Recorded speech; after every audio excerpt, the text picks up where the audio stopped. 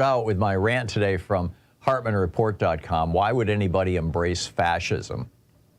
And, you know, I realize that there have been historically, not historically, but, you know, over the last couple of decades, there have been basically kind of two camps about what's animating the hard right. What's animating the Republican Party? What's animating the GOP's base?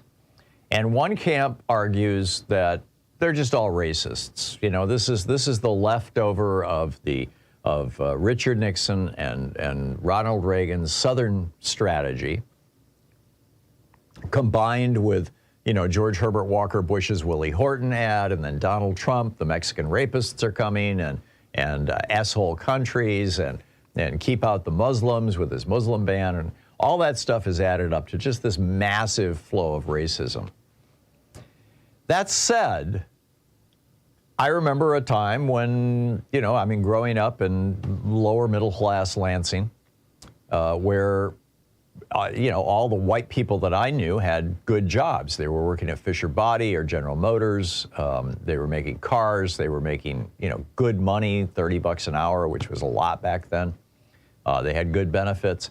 And yeah, they were probably mostly racists, but they weren't voting for racists. They weren't, you know, carrying around Confederate flags. They weren't strapping AR-15s to their chest and strutting around like street gangs, you know, threatening people's lives.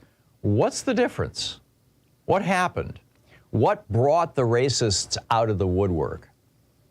And in this article, basically, I lay out this hypothesis, which, you know, I've shared with you in the past, but I think, you know, it's worth revisiting from time to time. That what is, you know, in fact, all over social media, people are asking, why would anybody embrace fascism? I mean, because that's what we're talking about here. We're talking about fascism. There's this worldwide movement toward fascism. Rachel Maddow opened her show with it last night on MSNBC, and I thought it was absolutely brilliant. I watched it on the plane from Salt Lake City here. We had a stopover.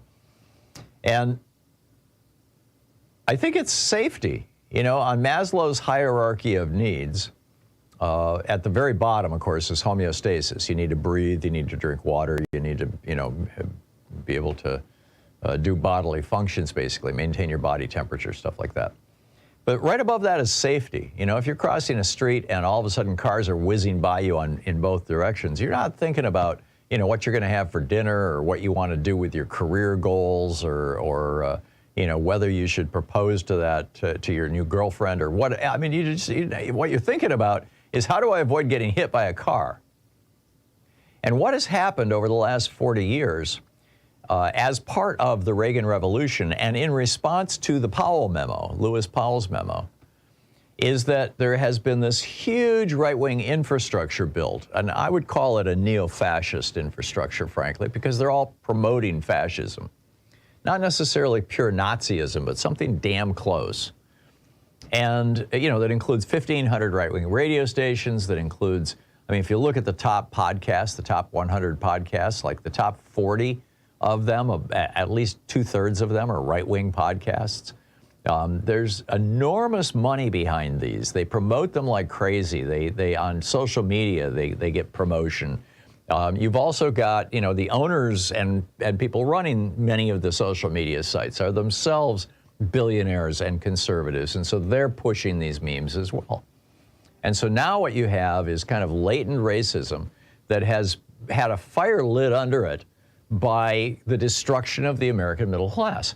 We've gone, and largely the white middle class, although since the 60s there was a growing black middle class and a Hispanic middle class as well.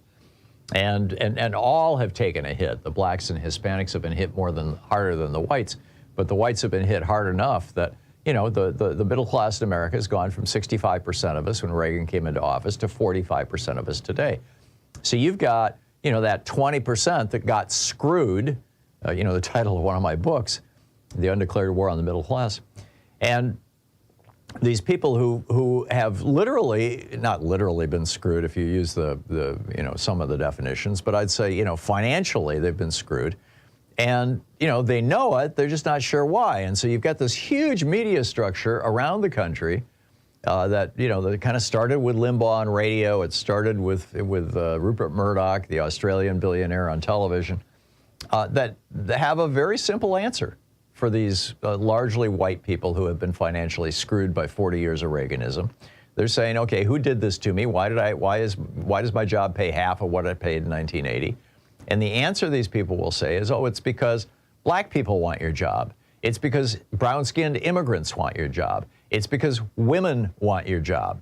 And if we could just go back to, pre-1965, when women had to have a man's permission to get a credit card or open a checking account, when women generally could not enter the workforce unless it was a secretary, when black people were relegated to very specific jobs, janitors and things like that, and by and large separated from the rest of society. We had segregated water fountains. We still had segregated schools.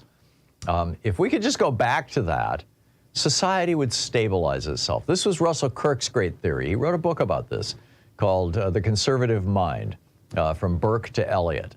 And it starts out with Edmund Burke. And Edmund Burke was the famous British conservative philosopher, political economist back in the late 1700s, who wrote that, it does me no harm if a man is allowed to engage in a profession as servile as that of hairdresser or candlemaker, but it does society considerable violence if such a man is allowed to vote. I'm slightly paraphrasing, but that's pretty close to the exact quote. And this perspective has been adopted by the Republican Party. And now they've reached the logical end of this. They're actually openly, nakedly, enthusiastically promoting fascism in the United States. And they've got this whole network of right-wing billionaires behind them that are also pushing fascism in this country. And they've also got, all these radio stations and podcasts and everything.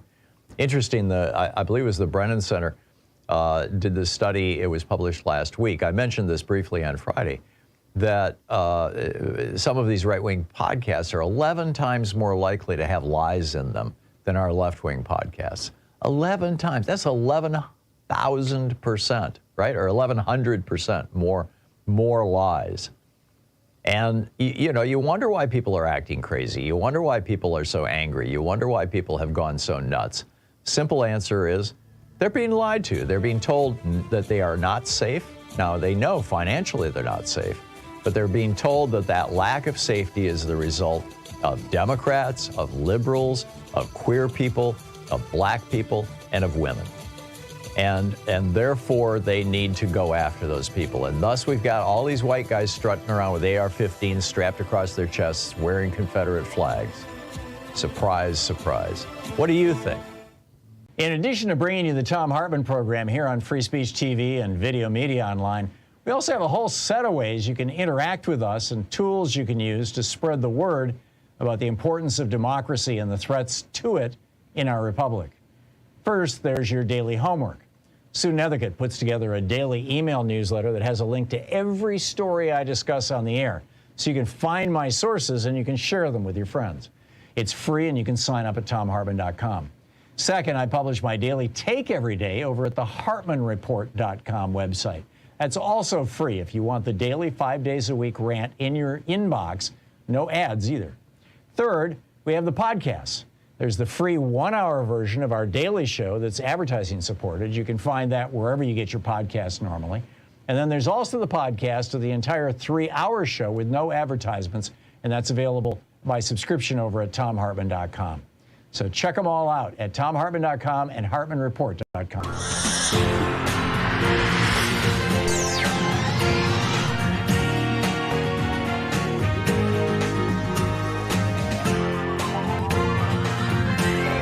We say fight back!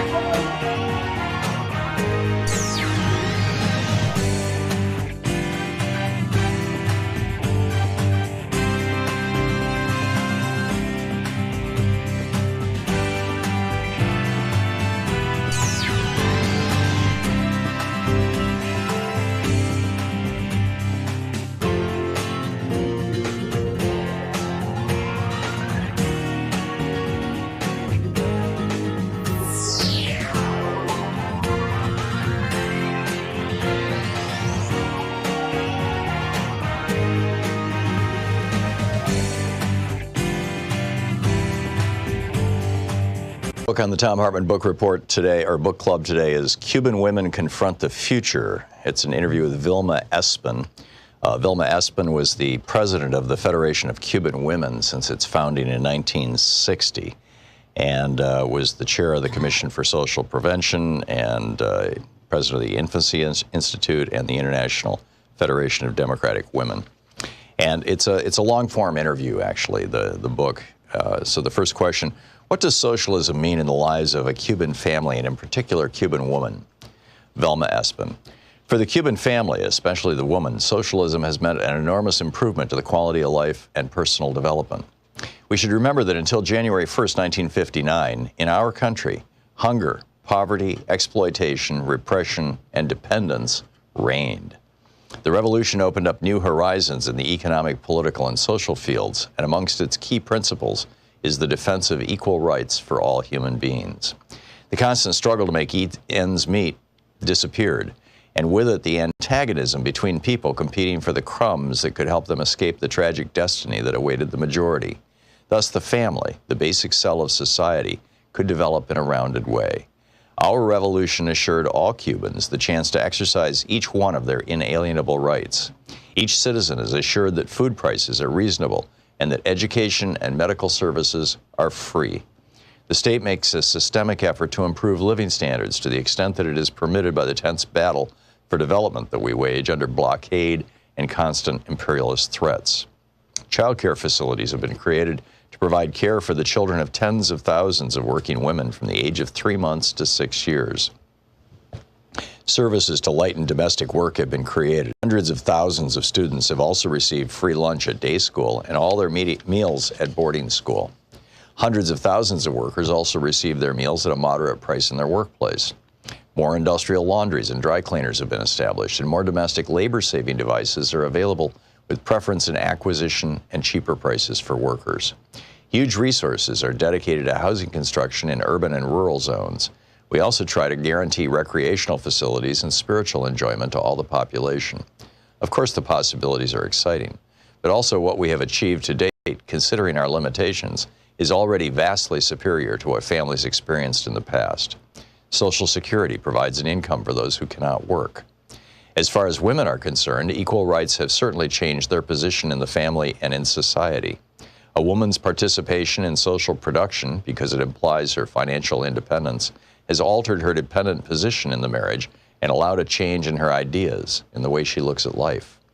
The laws that govern family relations, such as the Family Code, are based on equality and guarantee the right of members of the family to participate in society, to work, study, and to responsibly educate the children in line with our revolutionary principles.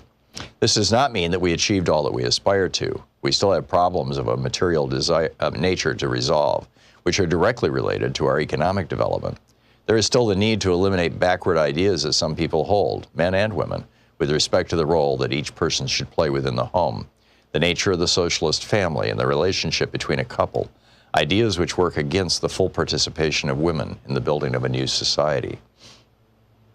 Obviously, the economic security guaranteed by both men and women having access to work, free health care, and education, the obvious satisfaction and confidence in oneself that equal opportunity and the chance to fully develop to the extent of one's talents, intelligence, and aptitude offer to each person, the constant motivation and emotional stability that comes from feeling useful, recognized, and dignified as a human being.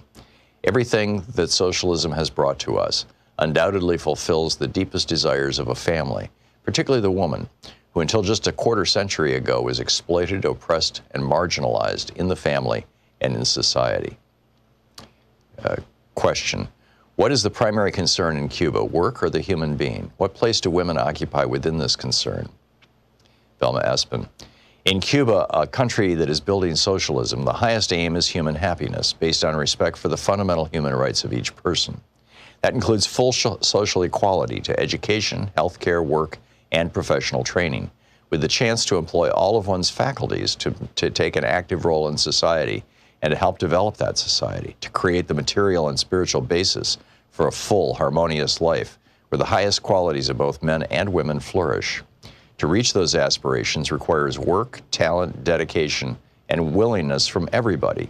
It requires constant scientific and technological innovation to assure economic and social development. Thus, each member of our society, along with the right to work and all the benefits brought by the revolution, has acquired the duty to help create the economic basis necessary for such advantages. The building of a new society and the fulfillment of new aspirations could not possibly be achieved except on the basis of work and the willingness of the whole population. And the people work with enthusiasm because work is the means for creating wealth and goods for all to enjoy.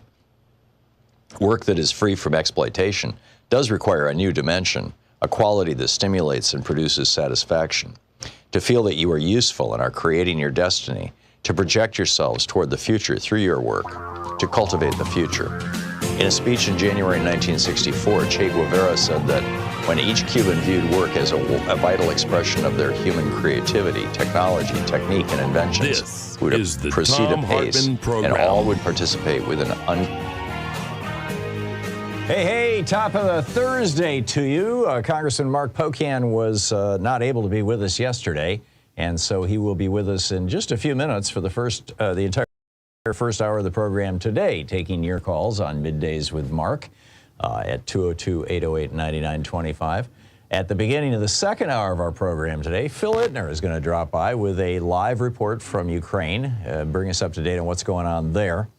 Also, questions arise over U.S. aid to Ukraine as Jim Jordan is floated as a new speaker. Jim Jordan opposes aid to Ukraine, or so is reported.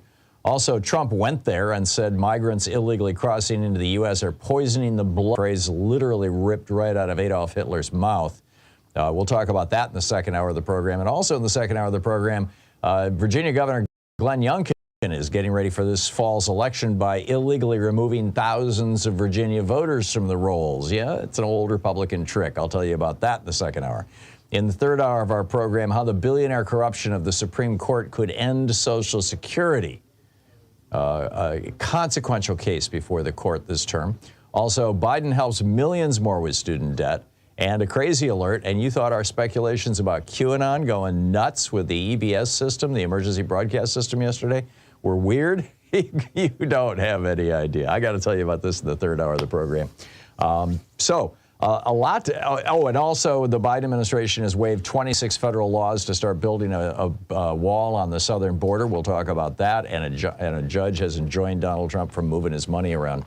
But first, Congressman Mark Pocan is with us for the entire hour here, taking your calls at 202-808-9925. Congressman Pocan is the chair emeritus of the Congressional Progressive Caucus. He's co-founder and co-chair of the Labor Caucus, chair of the Congressional Equity Caucus. He represents the 2nd District of Wisconsin in the U.S. House of Representatives. His website is pocan.house.gov, and you can tweet him at Rep. Mark Pocan.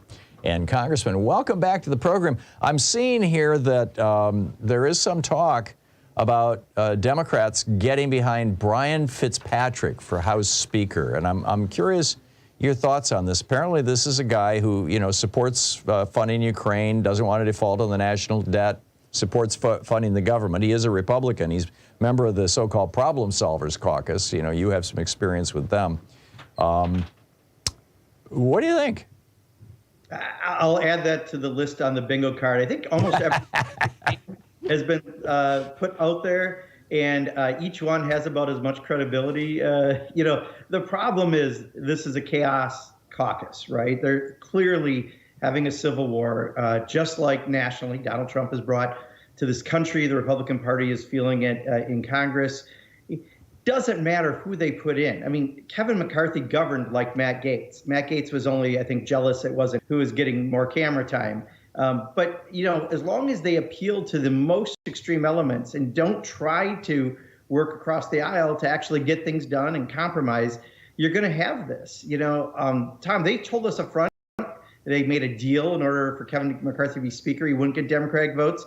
Even as he was going down, he said he didn't want Democratic votes. This is not a logical statement or a logical party right now. So, I put everyone on my list. I've got, Big Bird. I've got, I've got a lot of people that could be on that list just as credibly. Yeah, I totally get it. By the way, typically I open this by saying what's on your mind. That was at the top of my bingo card, as it were.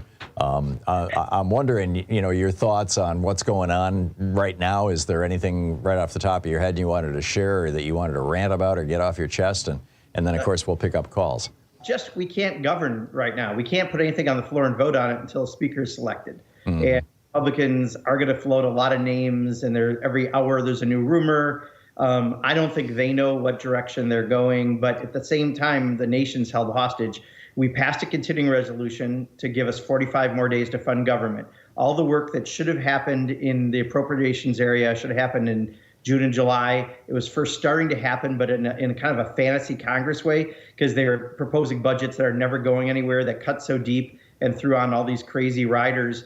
And we're just not a Congress under the House Republican majority. So, unfortunately, I came home yesterday. That's why I missed your program yesterday. I'm on today. But, I don't know. I mean, I'll go back next Tuesday, assuming they have us back, if they've got something figured out. But, I might just be doing a lot of reading of books, because we can't do a whole lot until they figure out their inner civil war. And I don't speak crazy Republican that well, so I just don't know what to tell people, Tom. Yeah, I'll have to send you some books for your leisure time. I've got a few you sent me, and I appreciate it. And actually, those are great plain books, especially, Tom, by the way, because they're small and light, which I appreciate in my bag. Otherwise, it gets too heavy. And you can read through them without, if I have to pause because the flight's over, I can pick it up later. So thank you. Well, thank you. Thanks for the plug. So anything else, or you want to pick up some phone calls here? Let's take some calls. All right, let's do it here. Doug in Chicago, you're on the air with Congressman Pocan. Yes.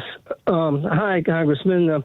I would like to let you know that if you're interested in aid to Ukraine, Lawrence Tribe has a solution to how to free up the frozen Russian assets. If you're aware of that? No, not offhand.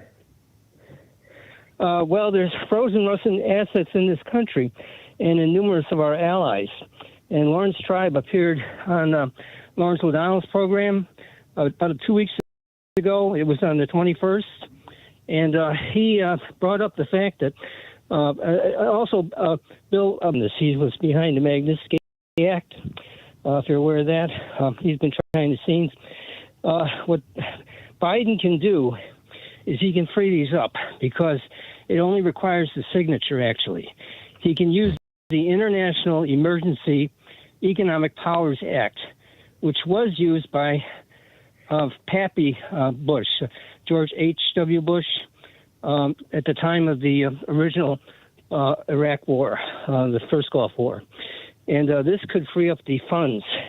It's an end around that can get around the retransigence of the Republican Party, or elements of the Republican Party that don't want to fund Ukraine. Okay, well, let's hear what the congressman has to say, Doug. Thank you for that. Okay. I'm very aware that we've got frozen Russian funds. I just am not aware of Lawrence Tribe's proposal. The only thing I would say is, when Pappy Bush, as you said, did this, we were in a war. Right now, we are not, and we don't want to be. We don't want to ever send troops. We don't want to do things to escalate. We really all should want to have diplomacy and a negotiated solution come out of this at some point. And I think that could escalate things, because that would be seen as a very aggressive act. I think the Republicans just need to put on their big boy and girl pants and, do what's right in this area. I mean, Marjorie Taylor Greene is a complete charlatan, and they need to understand that. She wants to keep funding the military-industrial complex, just not one part of it. And unfortunately, since she seems to be one of the leaders of the Republican Party right now, we just need to change that narrative. Yeah, well, and she's dancing to Putin's tune, which is so sad. Glenn in Kalama, Washington? Am I saying that right, Glenn? Yes. Congressman, I'm so glad that we have people like you serving our country. My question is, do you know of anyone in the House who is working on our refugee problem? And is there any way to appropriate funds or enact legislation for the president to sign to, process these refugees and to house them and to You're talking southern border refugees. Yes, sir. Yeah, okay. Go ahead, Mr. Congressman. Thank you. Yeah, Glenn. So, I mean, a lot of people care about refugees. I've been talking about this. In fact, we were glad the Biden administration got numbers up after the Trump administration brought them to ridiculously low levels that don't represent this country's values. The problem is we can't even take a bill up on the floor of Congress right now until we have a speaker, and I doubt the new speaker, whether it's Larry, Mo, or Curley, is going to take this up or anything of any substance.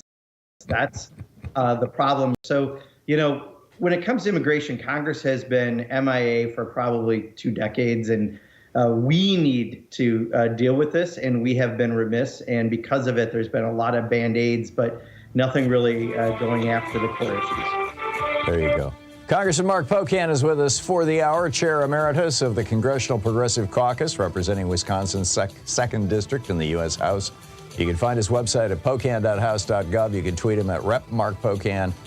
We're live. It's Thursday. It's Middays with Mark, Thursday edition. Back with more of your calls for Congressman Pocan right after this. This is the Thom Hartmann Program. You win the water cooler wars. We'll be right back with Congressman Mark Pocan.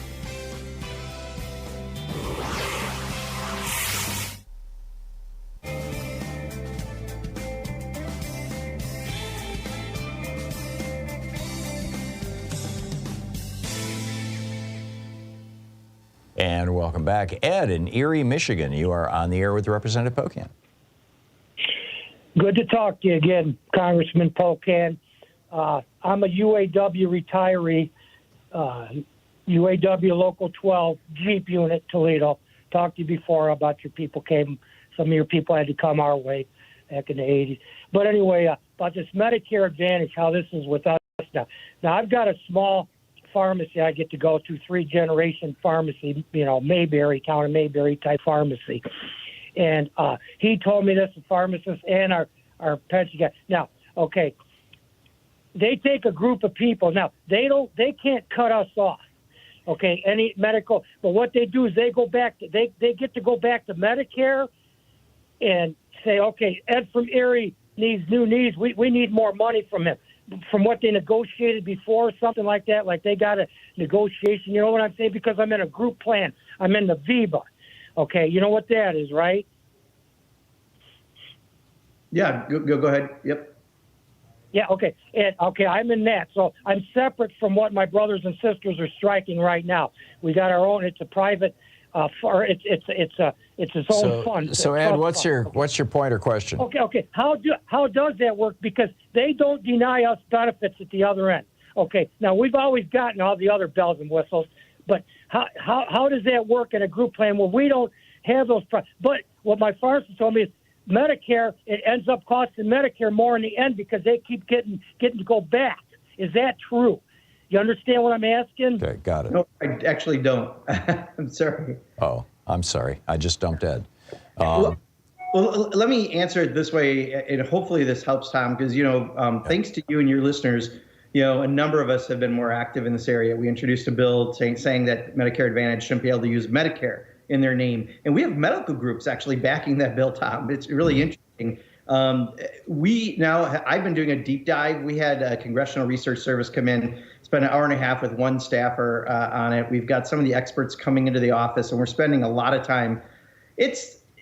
There's a much more that needs to be done on this, because my fear is that Medicare itself is going to be damaged. A majority of people are now on Medicare Advantage from the denials they can do, from the out-of-network issues, from the overpayments, and that it's more expensive than Medicare right now. We're flushing out money for Medicare Advantage, which was just the opposite of why it was created. We need, I think, a wholesale redo, and we're trying to take a deep dive and look at it. So all I tell people is this is about the time of year they're going to ask you to sign up. You're going to see a bunch of old actors that you used to enjoy 3 decades ago on commercials telling you to do it. Only Medicare is Medicare, and I think it's in your best interest to stay with the original. Yeah, I'm going to be publishing tomorrow at HartmannReport.com a piece on this, the overbilling by these advantage providers last year was $115 billion. That's enough. If Medicare had just kept that money, that would have been enough to close the 20% hole that you fill with the Medigap policy.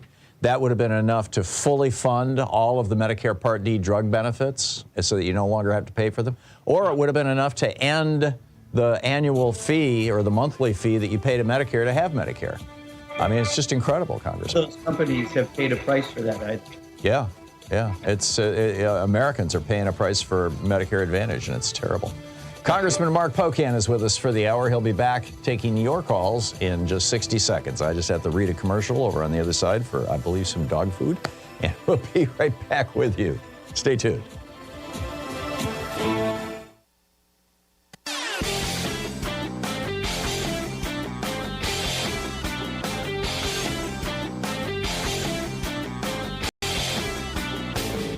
Change starts with you. You can be calling your Democratic or Republican representatives to let them know what you think by calling 202-224-3121. It's the Capitol switchboard. It'll get you right through to them.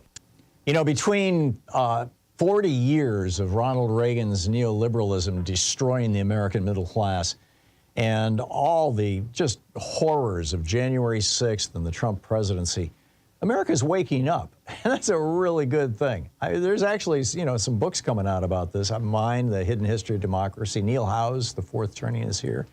And it looks like a moment of American renaissance is upon us, if our media doesn't screw it up, which raises the question, can we have democracy and Fox News? Can the two coexist? Like, when Fox News runs chyrons saying that essentially Joe Biden is a wannabe dictator who's throwing Trump in jail because he's his political opponent. There's a whole rant about this and an in-depth analysis of what can we do with regard to repairing our media here in the United States over at HartmannReport.com. I think you'll find it interesting. Check it out. 22 minutes past the hour, picking up your calls here with Congressman Mark Pocan. Middays with Mark, Thursday edition. Patrick in Chicago, you're on the air with Representative Pocan. Hi, Representative. Hi, Tom. Thank you guys both for doing this. I really appreciate it. My question is focused on precedents. And as I understand it, Donald Trump set a few unofficial precedences, and I'm wondering why we aren't doing the same. For example, Gigi Sohn was not able to be confirmed into the FCC chair. Why isn't she just the acting chair? That's my question. Thank you. Yeah, thank you. I'm going to admit some ignorance here. When it comes to some of the rules around the Senate confirmation process, Patrick, I'm probably not the best person to give it to you. Just because there's been precedents set by Trump, I don't know if it's not legal to begin with, would it be legal under us? I'm not sure, but I don't know enough on this issue to give you an answer I think that's fair. David in Sarasota, Florida, you're on the air with Congressman Pocan.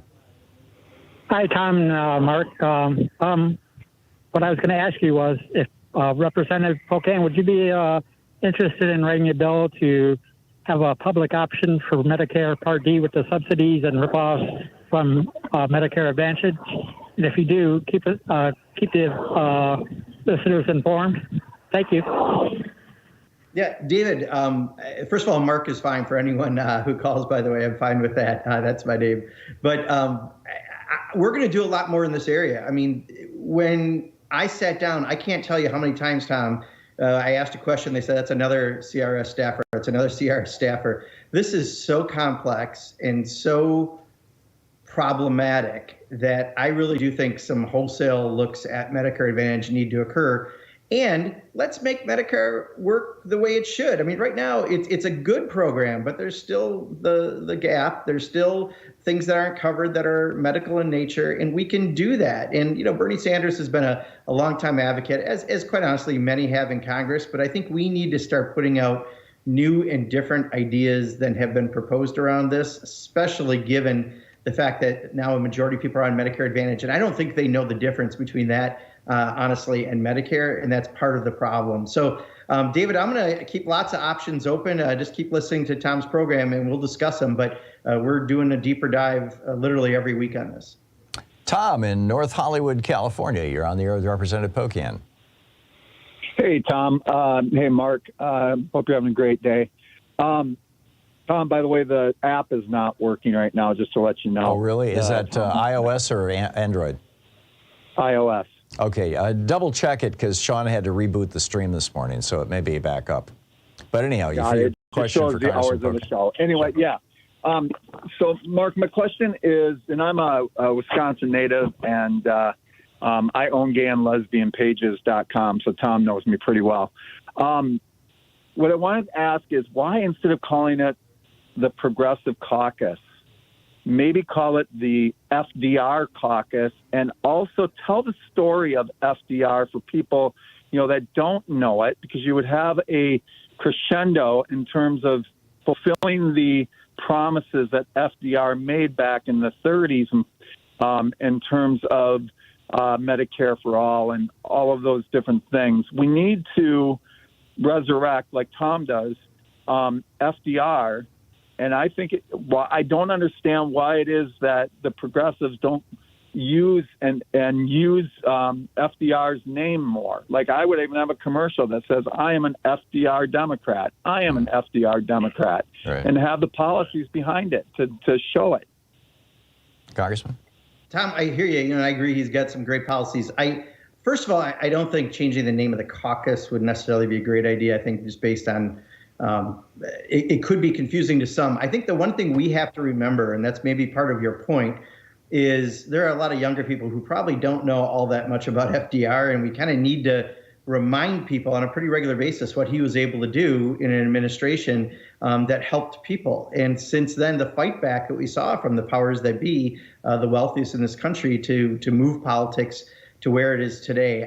I don't think a rename of the caucus would necessarily help, but I certainly do think talking about it more. Recently, Rosa had a bunch of members over at her house with Bob Kuttner, who just has a book out there on FDR. I know there's someone, Stanley Kay from Wisconsin, who has one, but I hear what you're saying.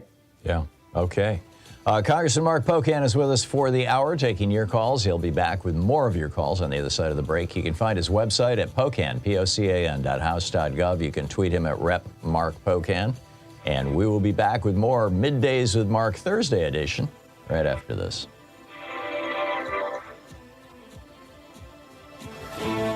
You're listening to the Thom Hartmann Program. Call 202-808-9925. With more of your calls for Congressman Mark Pocan, Chair Emeritus of the Congressional Progressive Caucus. On the other side of this break, stay tuned.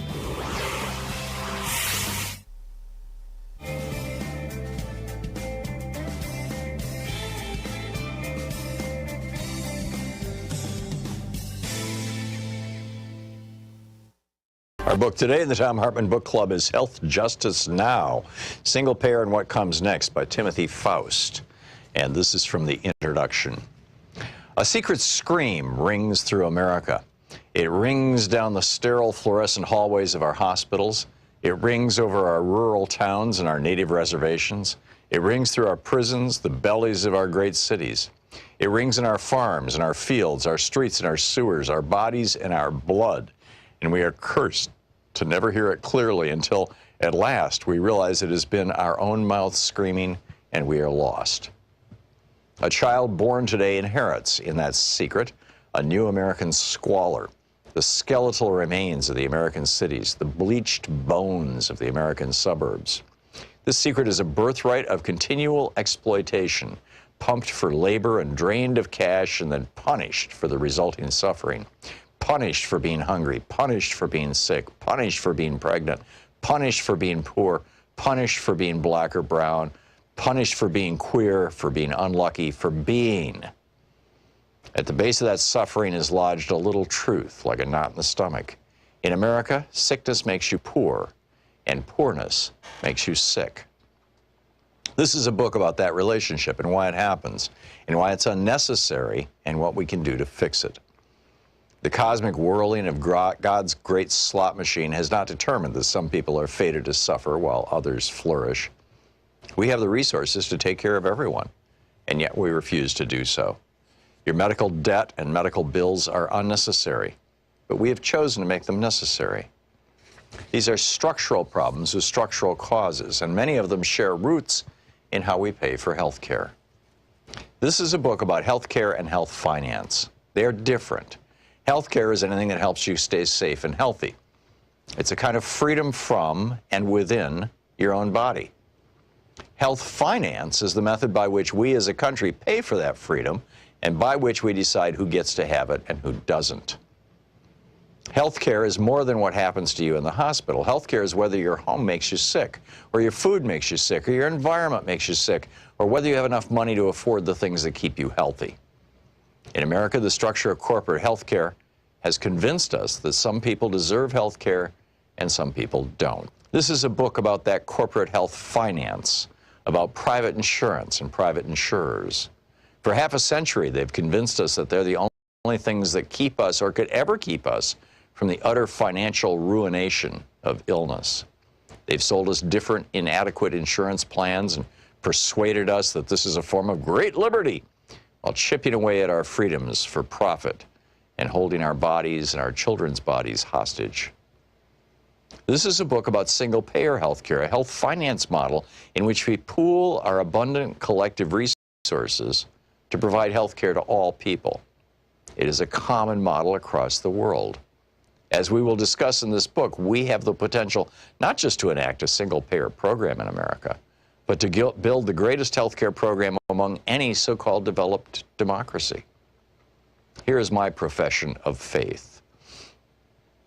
I believe beyond any doubt that single-payer is demonstrably sound and imminently feasible. I believe a properly ambitious and well-structured single-payer program will do more than any other American social program of this generation to soothe the burns, to resuscitate the spirit, to nourish the moral will of the American people. I believe it will loosen the loathsome manacles of American health finance, an exploitative institution that profits by plundering from us our own. Single payer on its own is not the goal. This book is about health justice. Healthcare is personal, so I want to start this book personally by introducing two friends of mine, Steve Way and Kyle Kolick. They're two guys about my age, I'm 30, who live in North New Jersey. They're sweet, gentle people and probably the most charismatic pair of friends I've met in my entire life. They make me laugh until my face hurts, and we like watching pro wrestling together. They're also being utterly broken by our American healthcare system, and it's keeping them from living their lives. Steve has muscular dystrophy. The muscles of his body together are eating themselves. He's doing pretty good, all things considered. He beat his original life expectancy of 18 and now probably has a long life ahead of him. Steve needs a wheelchair to move and a ventilator to help him breathe. The book, Health Justice Now, Timothy Faust.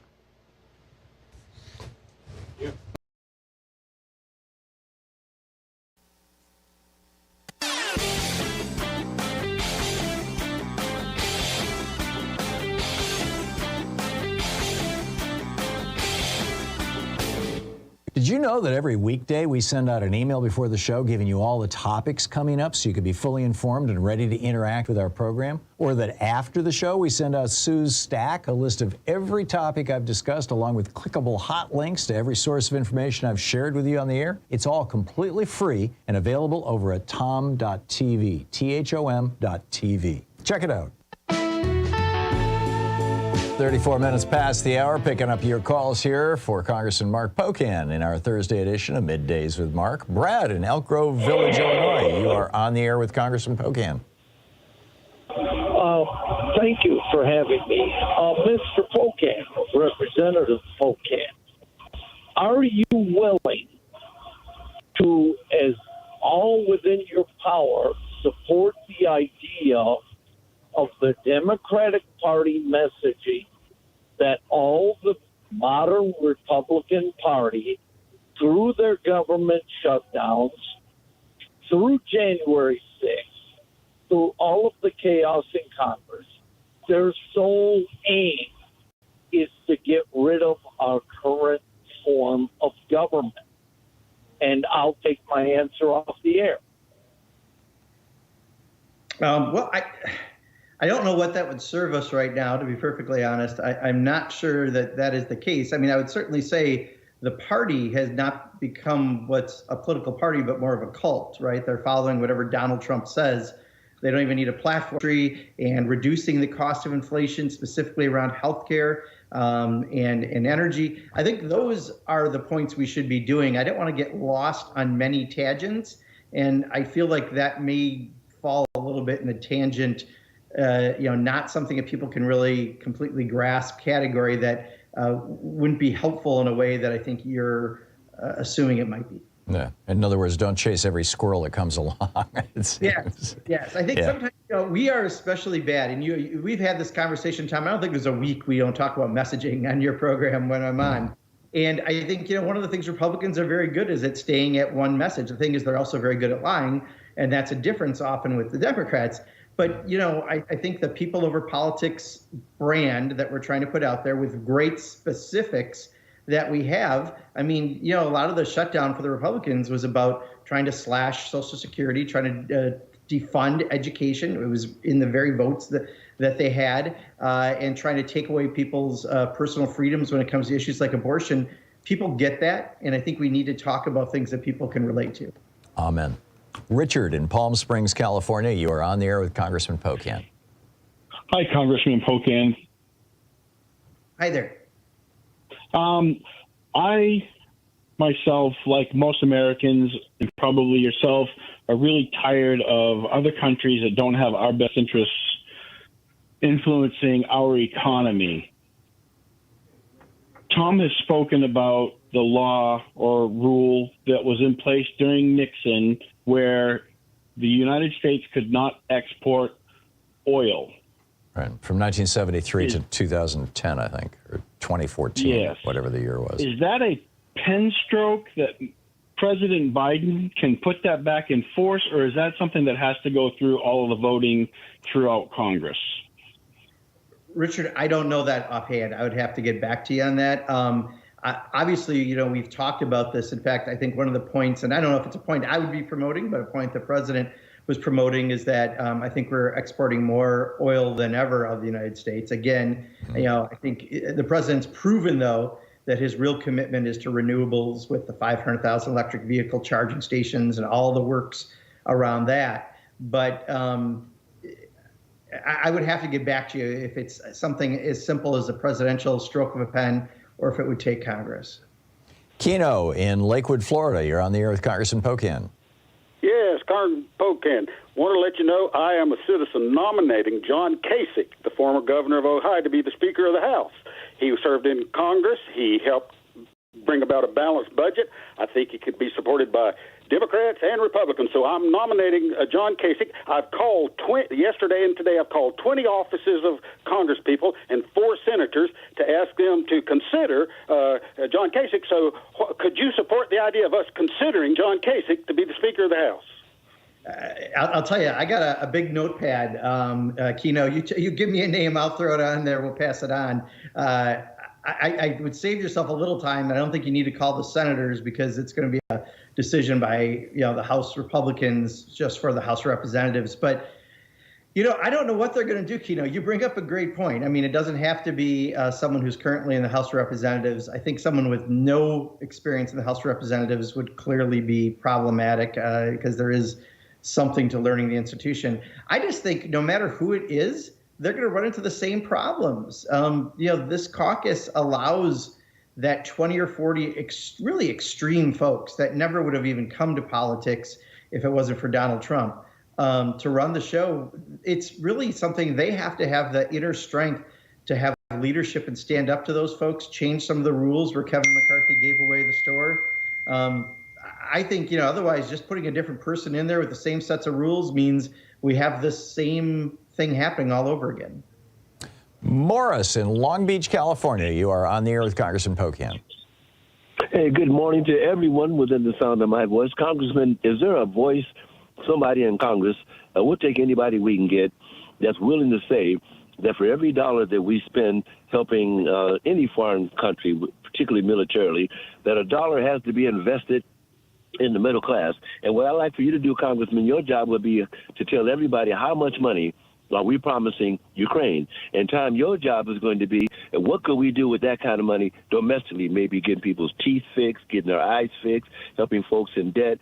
Okay? You think we can find somebody that's going to talk like that, Congressman? And I appreciate this. Thank you very much. Yeah, so Morris, I would try to bring you to a subject that Barbara Lee and I have been trying to do for years, which is have people focus on the defense budget, period. We're at approaching $1 trillion, which is significantly more than anything that's gone on to deal with Ukraine. I mean, the problem is because the rhetoric is acting like it's a significantly larger number than it is. The reality is we every single day waste money, and they have failed 5 audits in a row. The last audit, they could only account for 39% of their equipment. Tom, no other agency would be in business if they were able to do this. But because it's a jobs program to too many members of Congress, we don't question it. In fact, we just keep giving them more and more blank checks. That is how you really raise this issue, Morris. I completely agree. We should talk about the dollar for dollar savings, that if we didn't waste it on amphibious vehicles that only sink, or the F-35 with 800 plus deficiencies that we can't keep track of sometimes, apparently, in this country when it's flying away. If we focused on that and where that money could go, those would be significant dollars that could illustrate that much of that is going to military contractors, often that are sole bidding or one of 2 bidders, and none of that is in the U.S. best interest. So I think you're onto something, just a little off on the pile of money. Don't forget every individual tree. Look at that forest. There's a forest we can look at. There you go. Patrick in Albuquerque, New Mexico. You are on the air with Congressman Pocan. Hello, Representative Pocan. The question that I want to ask you is if you know of any motion in the House of Representatives among the more moderate Republicans. We only need 5 of them, even if it's just for the speaker vote. If they'll just come over and join the light for a few minutes, so that we can have a functional body of Congress, that would be great. It's always been the history of our country that a small, well-organized majority can thwart the will of the majority. But sooner or later, somebody's got to say the emperor has no clothes, don't they? Yeah, here's the dilemma, Patrick. I mean, you're completely right. For normal people, that's a scenario that should happen. The problem is they're afraid of their own base, and they're afraid they're going to get a primary next year, and that they'll lose, like they did to Elizabeth Cheney and like they've done to other people.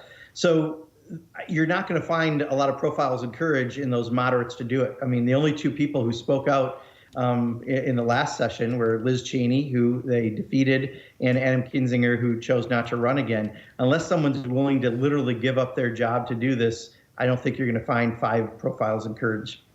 Yeah, there you go. Larry in Los Angeles, you're on the air with Congressman Pocan. Hi, this is related to what one of the other callers asked. But is there any way that we can declare eminent domain and kick Aramco out of America? It is obvious that it's against our best interests, and they're working with the Russians. And could Congress start that, or just could we get the president to get that done?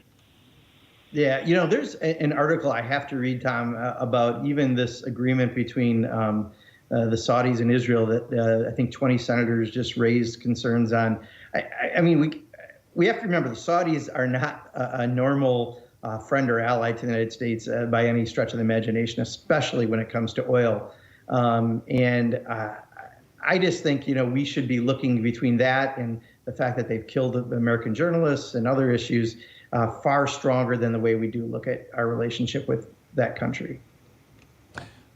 Yeah, makes perfect sense. Christine in Perrysburg, Ohio, you're on the air with Congressman Pocan. Oh, hello, Mr. Pocan and Tom.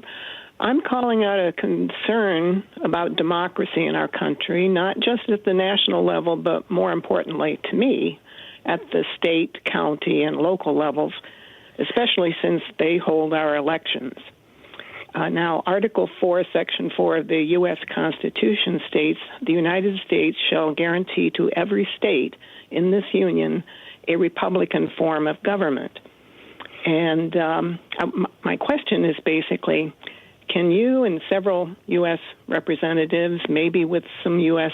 senators, write a letter to Attorney General Merrick Garland that the Department of Justice take legal actions based on this Article 4, Section 4 against state and local officials that perform anti-democratic actions. I think most of us would know what those are.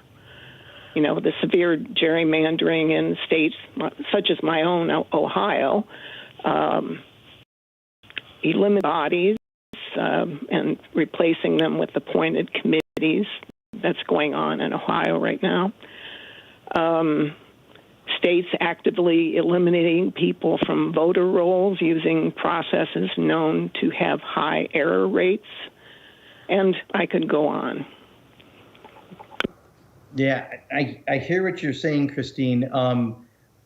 I share your concern coming from Wisconsin. I think where we are one of the most gerrymandered states in the country right now in our state legislature, certainly, and I would argue in Congress as well. We're a 50-50 purple state, and we have 2 Democrats out of 8 in Congress, and 54% of the people voted for a Democrat for state assembly in Wisconsin, and 36 of the 99 seats went our way. So clearly, very gerrymandered state. I think something at some point may have to happen because under Trump, the rule of law certainly is not just being bent, but probably broken in a few places. And I think we have to figure out what the best way to address that is. Clearly, elections have consequences. We always urge everyone to be active electorally. I think that's the single best thing I can recommend and the most immediate thing that we can all do. But there may be more that needs to happen, and I appreciate what you're saying. Yeah, and you wonder if a constitutional challenge before the Supreme Court would even work, given the current composition of the court. But, yeah. Congressman Mark Pocan is with us for the hour. It's Middays with Mark, Thursday edition, taking your calls. We'll be back with more of your calls for Representative Pocan in just a moment. Stay tuned. You're listening to Thom Hartmann. Visit ThomHartmann.com for audio and video archive. It's 48 minutes past the hour. Back with more of your calls in just a moment.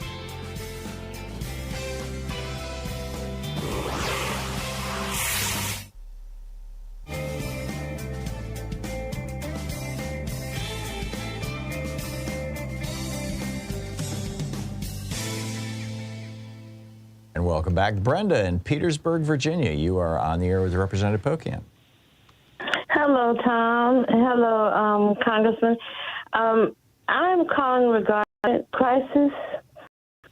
It occurs to me that so many hundreds of thousands of these people have come into the United States, most of them seeking work in construction and building trades. And I'm wondering, can any of these people be put to work in disaster relief and cleanup efforts in Florida and New York and other areas across the country that have been ravaged by storms, floods, and wildfires? This is the most immediate work that we have, and many of these people have come here actually looking for work. The disaster relief funds could be used to pay them for the cleanup and the repair and the reconstruction, and that way we wouldn't have to use local government resources for social services to help take care of these people. Yeah, Brenda, if the problem were strictly a question of jobs, you make a point that we could put people to work in a lot of areas that can improve the country in addition to the jobs that are currently available. The problem is it's not an issue about that. It's an issue, quite honestly, of bigotry and racism and people not wanting the country to change demographically. And that's the issue. They don't care about logic, because trust me, we have plenty of business groups who offer kind of what you're saying right now. They just don't want those people in this country. And yet we have right now the entire process is so broken and Congress hasn't stepped in that, one of the few ways people can try to come in is by trying to get asylum. And it's just a mess. It's seriously a mess. Your solution would be logical if Congress were logical, but we're not. And I think that's going to be a greater challenge. Joe in Denver, you're on the air with Congressman Pocan. Hey, Congressman Pocan, great to speak with you today. This is kind of an addendum to what you were speaking about earlier about the travesty of our health care and Medicare and all. So, for example, I just purchased a dental subsidy for my Medicare. I got $700. I get reimbursed $13. That's less than 2%. So even if we don't get this put into the Medicare program, I would really like to see you, Representative Khanna, really push the insurance companies to actually increase the reimbursements. People like me can afford it, but there's a lot of people on fixed incomes, they can't afford that. Yeah, that's another thing, Congressman, I'll be pointing out tomorrow is that the cost, the overruns, the rip-offs by Medicare Advantage would equal all of those expenses. I mean, Yeah. For Medicare. And I just had a dentist tell me, just to add to Joe's conversation, with dental insurance now, what they're doing in some cases, if someone has periodontal disease or gums and they have to work on that, they'll cover a quarter of your mouth every 3 years. Yeah, but I mean, you know, Medicare could offer dental, hearing, and vision, complete and comprehensive, for the $114 billion a year that Medicare Advantage is ripping us off for. Those aren't health care. Right. Yeah. I have someone in my district who I was delivering Meals on Wheels up in Sauk County in Reedsburg, and the person told me they have someone who got a infection in their tooth because they couldn't afford to go to the dentist. It got to their brain, and now they're not able to work. They were of working age, and they're getting Meals on Wheels simply because they couldn't get Amazing. Amazing. We'll be right back with more of Congressman Mark Pocan in 60 seconds.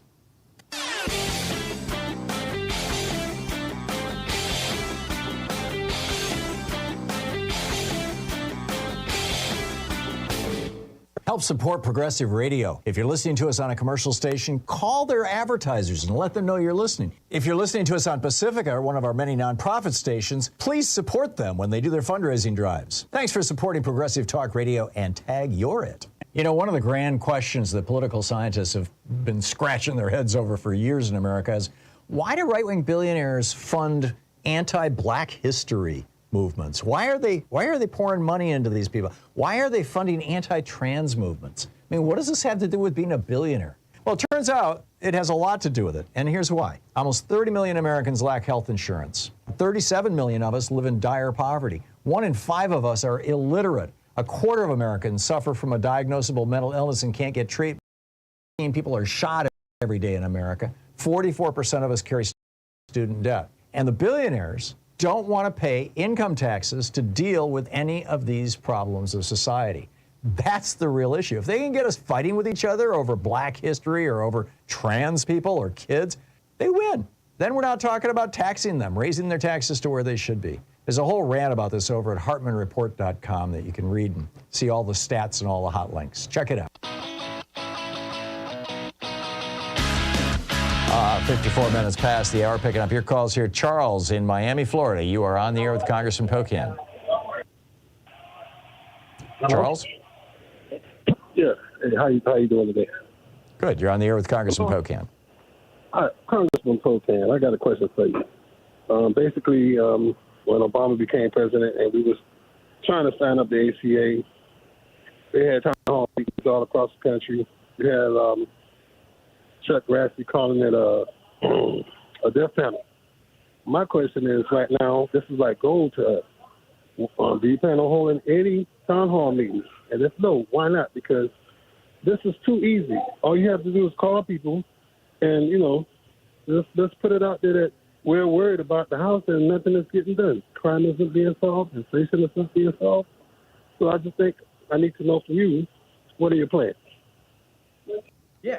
So, Charles, I know we had all been ready for, if there's a shutdown, we were going to all be doing town halls to let people know what's going on, to explain the next steps. I mean, this all just happened 48 hours ago. So I don't know, you know, honestly, the average person doesn't have much of a say in who's going to be the next speaker. It's going to be decided by, you know, about 220 or so Republicans, maybe a little drop over that. So I don't know if this is town hall worthy. I think town hall worthy is shutdowns.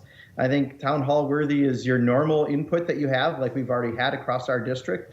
But honestly, this is a little bit of a weird insider baseball game, only augmented by the fact they said they don't want any Democratic votes. So it's literally about 220 so people are going to make this decision in the entire country. So honestly, I think there are better town hall uses, but it is frustrating, though, to watch them not be able to handle what they're doing right now. And that's very clear. They don't know the next steps to get a speaker. Congressman, we just have 30 seconds to the end of the hour. Thoughts on the coming week or two? You're going to see stuff change by the hour on who could be the next speaker, on when we're back in, on what we're doing to try to avoid the next possible shutdown. Just be active, be alert, be following it, but also don't fall for every shiny object that's out there.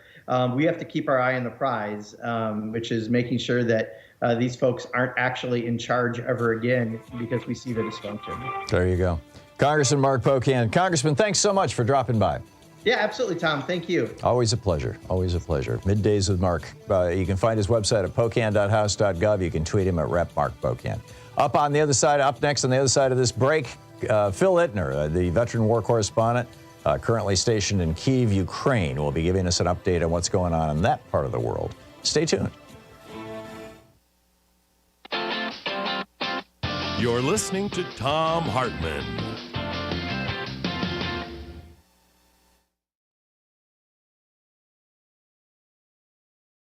In addition to bringing you the Thom Hartmann Program here on Free Speech TV and Video Media Online, we also have a whole set of ways you can interact with us and tools you can use to spread the word about the importance of democracy and the threats to it in our republic. First, there's your daily homework. Sue Nethercutt puts together a daily email newsletter that has a link to every story I discuss on the air, so you can find my sources and you can share them with your friends. It's free and you can sign up at thomhartmann.com. Second, I publish my daily take every day over at the hartmannreport.com website. That's also free if you want the daily 5 days a week rant in your inbox. No ads either. Third, we have the podcasts. There's the free 1-hour version of our daily show that's advertising supported. You can find that wherever you get your podcasts normally. And then there's also the podcast of the entire 3-hour show with no advertisements, and that's available by subscription over at thomhartmann.com. So check them all out at thomhartmann.com and hartmannreport.com.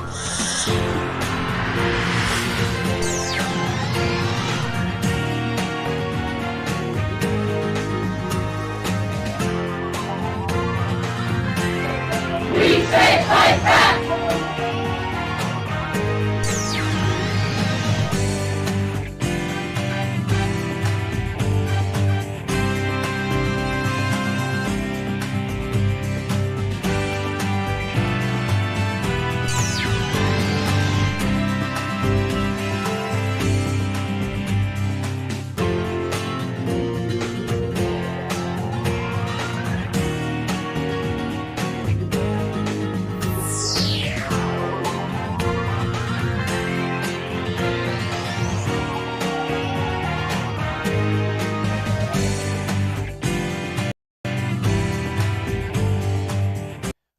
Book for the Thom Hartmann Book Club today is A Nation Forged by Crisis, A New American History by Jay Sexton.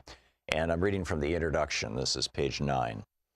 The quest for national security and global power, America's shifting position in the international economy, and fluctuations in immigration have made the United States the nation that it is today.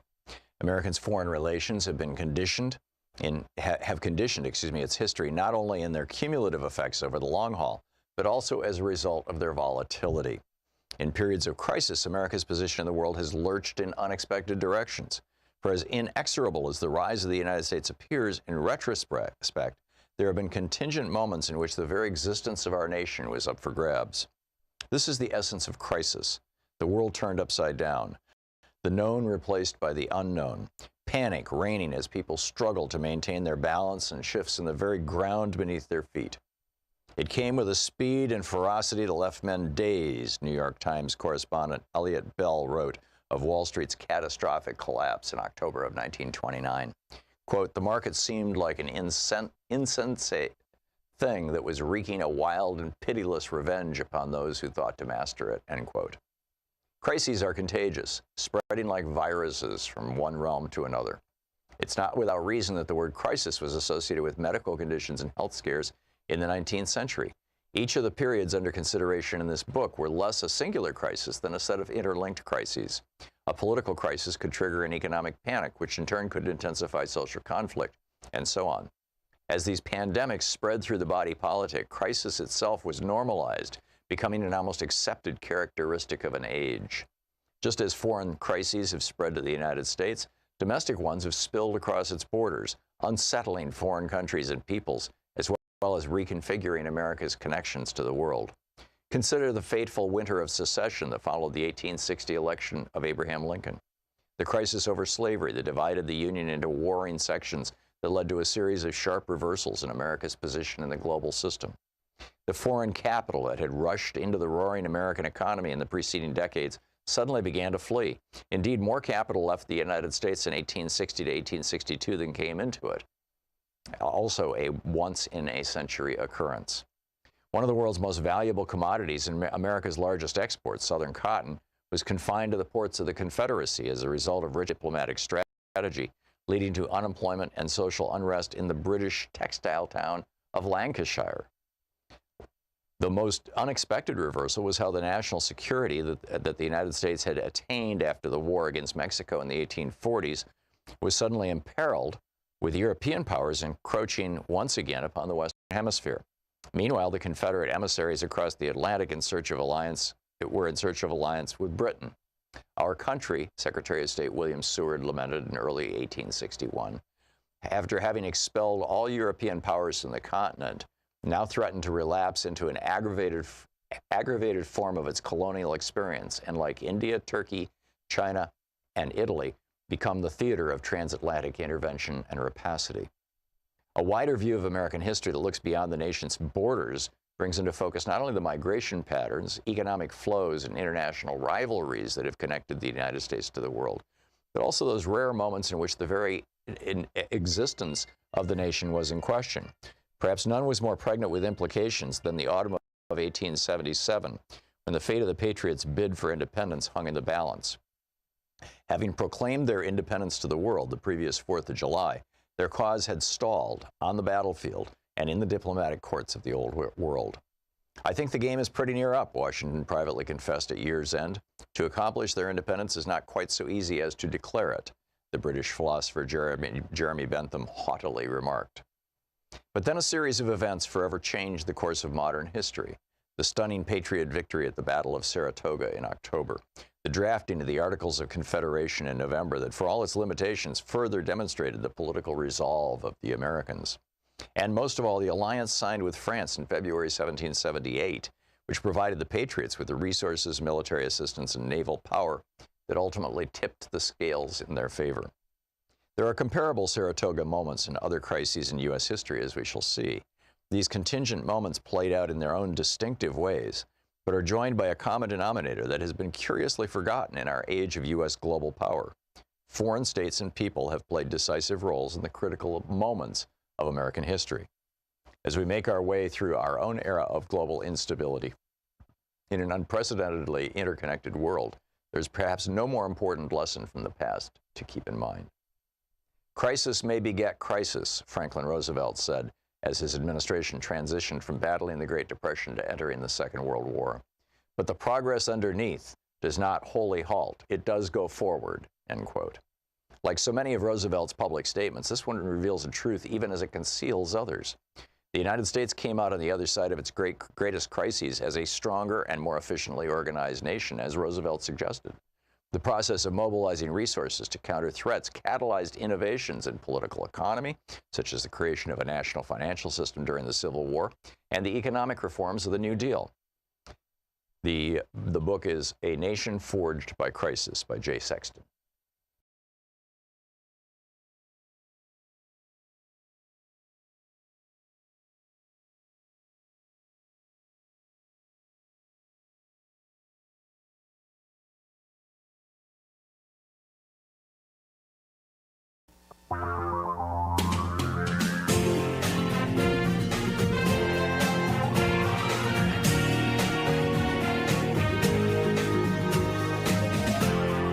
This is the Thom Hartmann Program.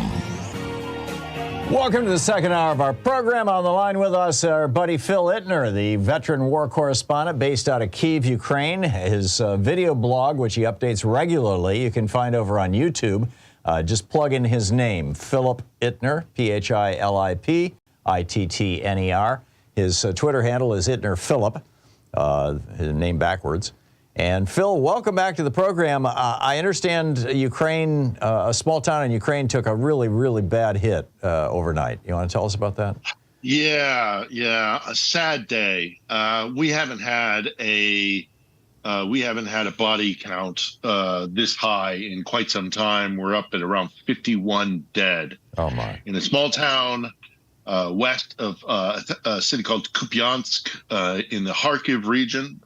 So this is it's a contested area. It's not the most intense battle line in Ukraine, but it's nevertheless along the lines. But this is just it's just a village. It's just, normal people out on a normal day. There's no military installation there.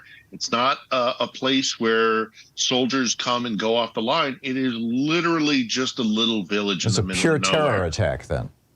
100%. Well, I mean, the president of Ukraine is calling it that, literally. And by the metrics of what we would call a terrorist attack, yes, there is no military reason that we're aware of that would justify an attack like this. And it's just devastating, Tom, because, I just put up, you mentioned my vlog, and thank you for doing that. So it hit a market.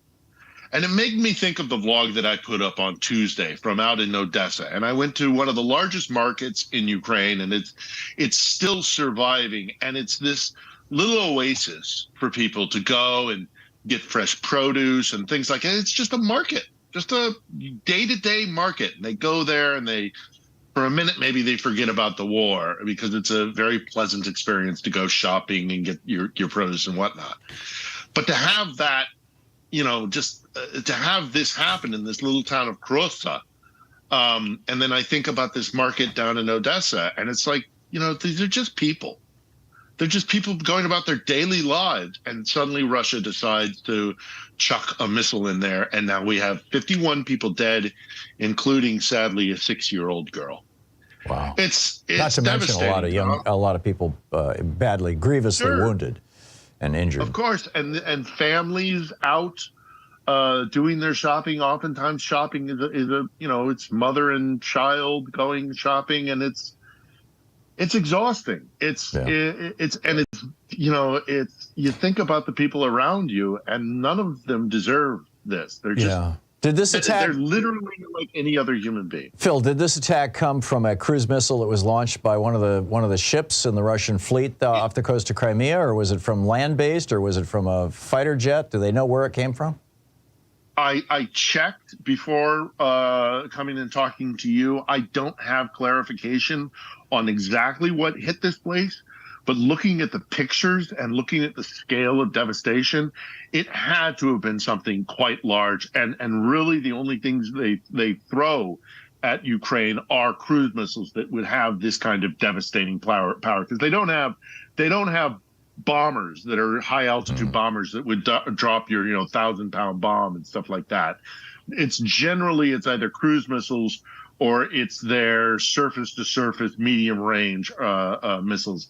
So I don't know what it is right now. I'm sure we'll find that out shortly. Yeah. But you look at the pictures of the scale of this impact, it must have been a warhead, at least a 500-pound warhead, at least. Wow. And I've been to war many times. I've seen the devastation it brings. This was easily a 500-pound bomb. Yeah, I get it. That warhead. We're talking with Phil Ittner, the veteran war correspondent based out of Kyiv, Ukraine. Phil, we have the Putin caucus here in the U.S. House of Representatives. Jim Jordan is running for Speaker. He has said he doesn't want to see any more aid for Ukraine. Marjorie Taylor Greene is, out there, pounding the hustings, as it were, and she doesn't want to see any more aid to Ukraine. I mean, we've got now a handful, I think it's somewhere in the neighborhood of 20 or so members of the U.S. Congress who have totally, thrown in with Putin on this thing. I'm very concerned about this. I'm assuming the government of Ukraine is too?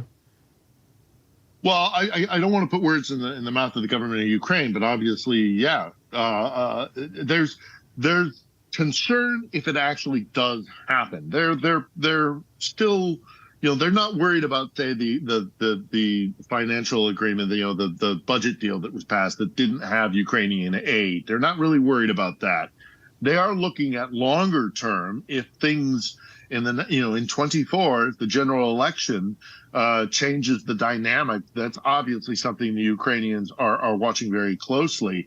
But, I have to say, Tom, that those guys who are pro-Russian or profess to be anti-war because they're concerned about the ramifications of a war in Ukraine, the concept that the Ukrainians would stop fighting if America stops funding it is wrong. It's just flat out wrong. It would be devastating. We would watch a nation endure genocide.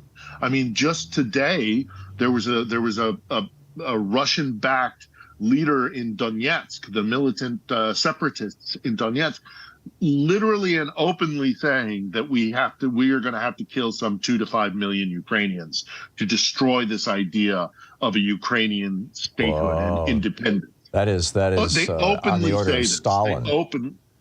And so what my point is to those who think we all hate war. Everybody hates war. Those of us living in war and suffering through war and have seen war, hate it more than anybody else. But the problem is if we withdraw our support, because this is an existential threat for the Ukrainians won't stop fighting. So our options are either to support them fully to victory, whatever that looks like, or if we withdraw our support, to sit on the sideline and watch as literal genocide happens in this country of all countries in Europe, which bore the brunt of so much of the horrors of the Second World War. Right. Are we willing to do that? That's what I want to ask Marjorie Taylor Greene. That's what I want to, ask. I think her answer would be a glib yes. I think she wouldn't care. I think she would say, Americans shouldn't care about other people anywhere else in the world.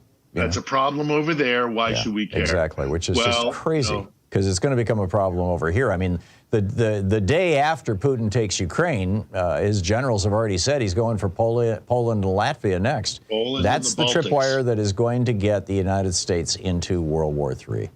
And if you want to avoid World War III, you want Ukraine to win this battle to successfully push back Russia. But we can't. We can't let, and again, we can't let the aggressor, gain benefit from what they have done in the form of the Russians and Vladimir Putin.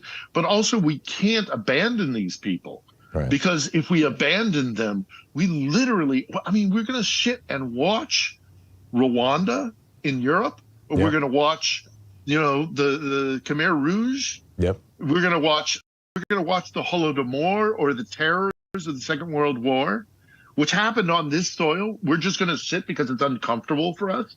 We don't like the idea of giving money to a country defending itself, or we don't want to expend things, or we don't want to get involved in something so far away, quote unquote. Yeah, it's all ultimately all we're just going to watch. We're going to watch a lot of Ukrainians die because they will not stop fighting. They won't. No, I they totally get it. Fight. Well, they're fighting for their lives and for their homeland. Their very lives. We're talking with Phil Ittner. You can find his video blog over at YouTube.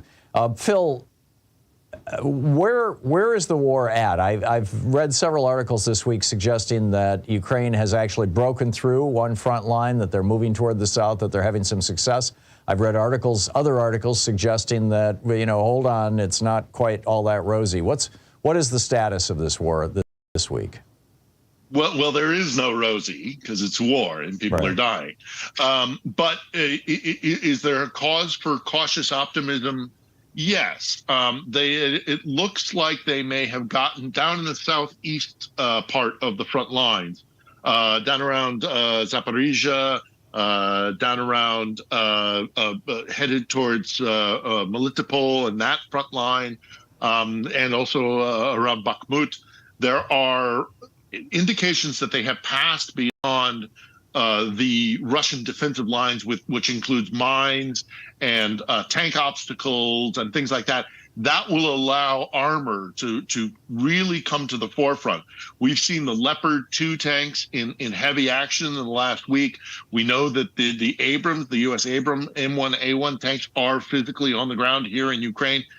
this might be the chance for the Ukrainians to exploit a weakness in the Russian defenses, and it looks like they're getting past that. Now, what does that mean? Because, are there more mines waiting? Are there more defenses waiting?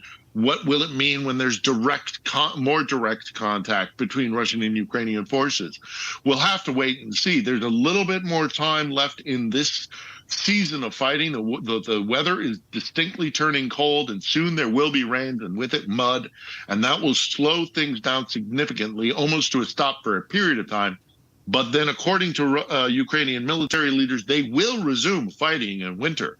But this period for the next month, 3 weeks, month or so, as we move into November, that there will still be fighting. And if they can exploit a Russian weakness, get past the defenses, as it seems they've done around that area in Zaporizhia I've been talking about, then they might be able to really accelerate their capacity for taking territory. And if they can make it to the land bridge, or if they can make it to the land bridge, get close enough to disrupt supply trains going to Crimea, it'll be a significant win for the Ukrainians. Yeah, well, knock wood. Let's hope so.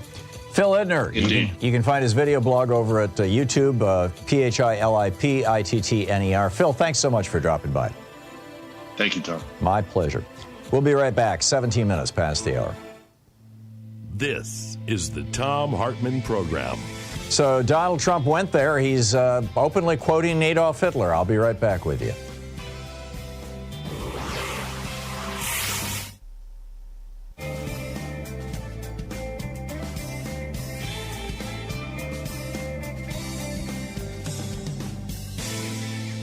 And welcome back. Kim in Sarasota, Florida. Hey, Kim, what's on your mind today? Oh, I got a question. It was going to be for Mark, but you'll do just fine. Everybody's talking about the cons and McCarthy and the chaos and the confusion, and they have no plan, blah, blah, blah, blah, blah. I think they do have a plan. They're hell-bent on wanting to shut down the government and not fund it, number one, and Ukraine and blah, blah, blah. What happens if they don't select a speaker in 45 days? Then the U.S. defaults. And it's just, there's nothing nobody can do. Anyone, right. Sorry. That's right. No, perfect English here in Florida. We're undereducated. Your English is just fine, Kim. No, you're absolutely right. There would be nothing anybody could do about it. It would be, that would be a good strategy for them. I think that they don't care. I agree, and I think that you're right, and I think that it's going to be interesting because there is a battle going on within the Republican conference or the Republican caucus right now, and they're trying to figure out, really, are they going to go, crazy, which is Jim Jordan? Are they going to go with the crazies and shut the government down and cut off funding to Ukraine and just generally be idiots? Or are they going to go with somebody rational who is going to keep things working but might occasionally have to work with the Democrats? And, I could build an argument for either side right now. It certainly looks like both sides have, have their positions well staked out and have very committed members. Whether the members on one side or the other are ultimately going to be willing to just basically roll over to the other side, to go along with that, is something that we just don't know. And I think we're going to start finding out next week. I don't think we're going to get any clues to this week because, Congress is gone for the week.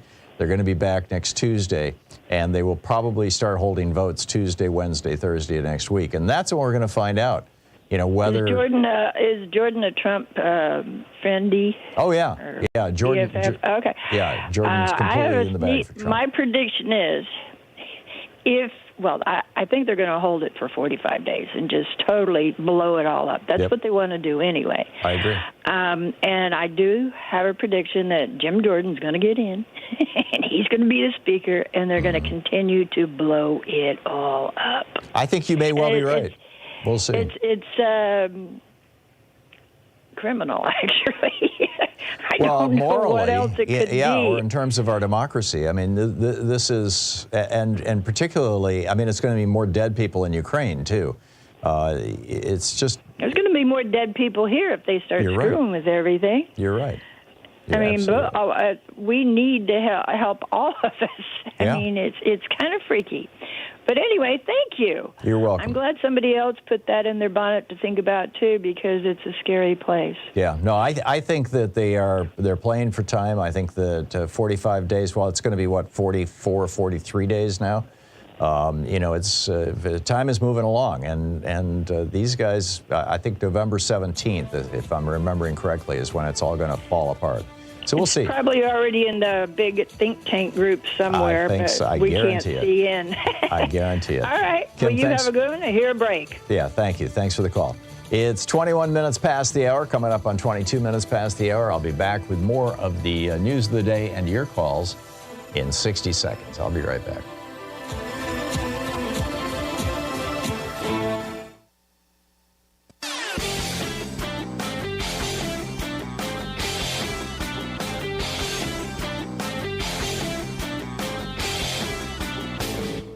Missed my opening rant today? It's usually published over at HartmannReport.com, where you can read it and share it with your friends for free. Check it out, HartmannReport.com. You know, back in the day, the Republicans had these kind of soft, big lies. Ronald Reagan telling us that if we just cut taxes on billionaires, it'll trickle down to all the rest of us. And you know, climate change isn't caused by fossil fuels, of course. And voter fraud is caused by black people. And gays and lesbians and trans people want to convert your children. All these lies. Public school teachers are communists. They really are not working. So now the Republicans have a new strategy. Because their lies are not working, including their lies about COVID and about Russia and about the media and everything in public schools, abortion. Because their lies aren't working, they're actually going after university-level researchers who look into how lies are created and propagated across social media and in the media and in politics. It's an amazing story, reported by both the Washington Post and the New York Times. I got a whole rant about it over at HartmannReport.com. Check it out. Back 23 minutes past the hour. Just quite a collection here of amazing stories that I want to share with you. First of all, the judge, Arthur Engeron, in the Trump fraud case in New York State, has ordered the Trump crime family to not create new corporations and to keep him and everybody else apprised about their efforts to move money around within their hundreds of corporations. This is to prevent them from basically trying to shield money from the long arm of the state of New York. He ordered them to tell the court about, quote, any other entity that is controlled or beneficially owned by them, any creation of a new entity to hold or acquire assets, and any anticipated transfer of assets. He's already assigned a court-appointed monitor, an attorney by the name of Barbara Jones, to oversee this process. Meanwhile, Donald Trump just, basically went there. Hitler's Blut und Erde, blood and soil, pitch, blood and earth pitch, was that non-Aryans, Jews, gypsies, etc., were polluting the blood of Germany. That was his shtick. Literally the blood of Germany. It was one of his favorites, in fact. And here we have now Donald Trump yesterday saying migrants illegally crossing into the U.S. are, quote, poisoning the blood of our country. He's attacked the judge's clerk. He called Letitia James yesterday. He went back to his racist peekaboo name for her, and we all know what that stands for. It's a slur describing Native Americans that actually sounds like that, but starts with a J. And he's calling them riggers, these black people who are prosecuting him. I mean, the normalization of political violence between April and June of this year, right? April, May, June, 3 months. We saw the number of Republicans saying that, quote, the use of force is justified to restore Donald Trump to the presidency rose from 4.5% to 7%. Of Americans, 7% of Americans. That would be like 15, 20%, maybe 30% of Republicans Threats to FBI personnel have risen 300% since they first searched Mar-a-Lago. And this is urging shoplifters to be shot, mocking Paul Pelosi being beaten in the head with a hammer, calling for the murder of General Milley.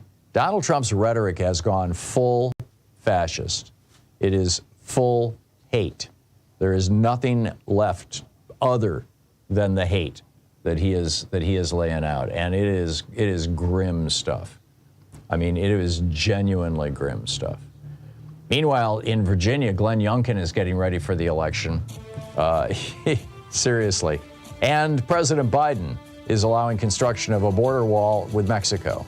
I'll tell you about those two stories, and I'll pick up your calls on the other side of this break. Stay with us. It's 27 minutes past the hour here on the Thom Hartmann Program, fair and only slightly unbalanced. We'll be right back with you. Stay tuned.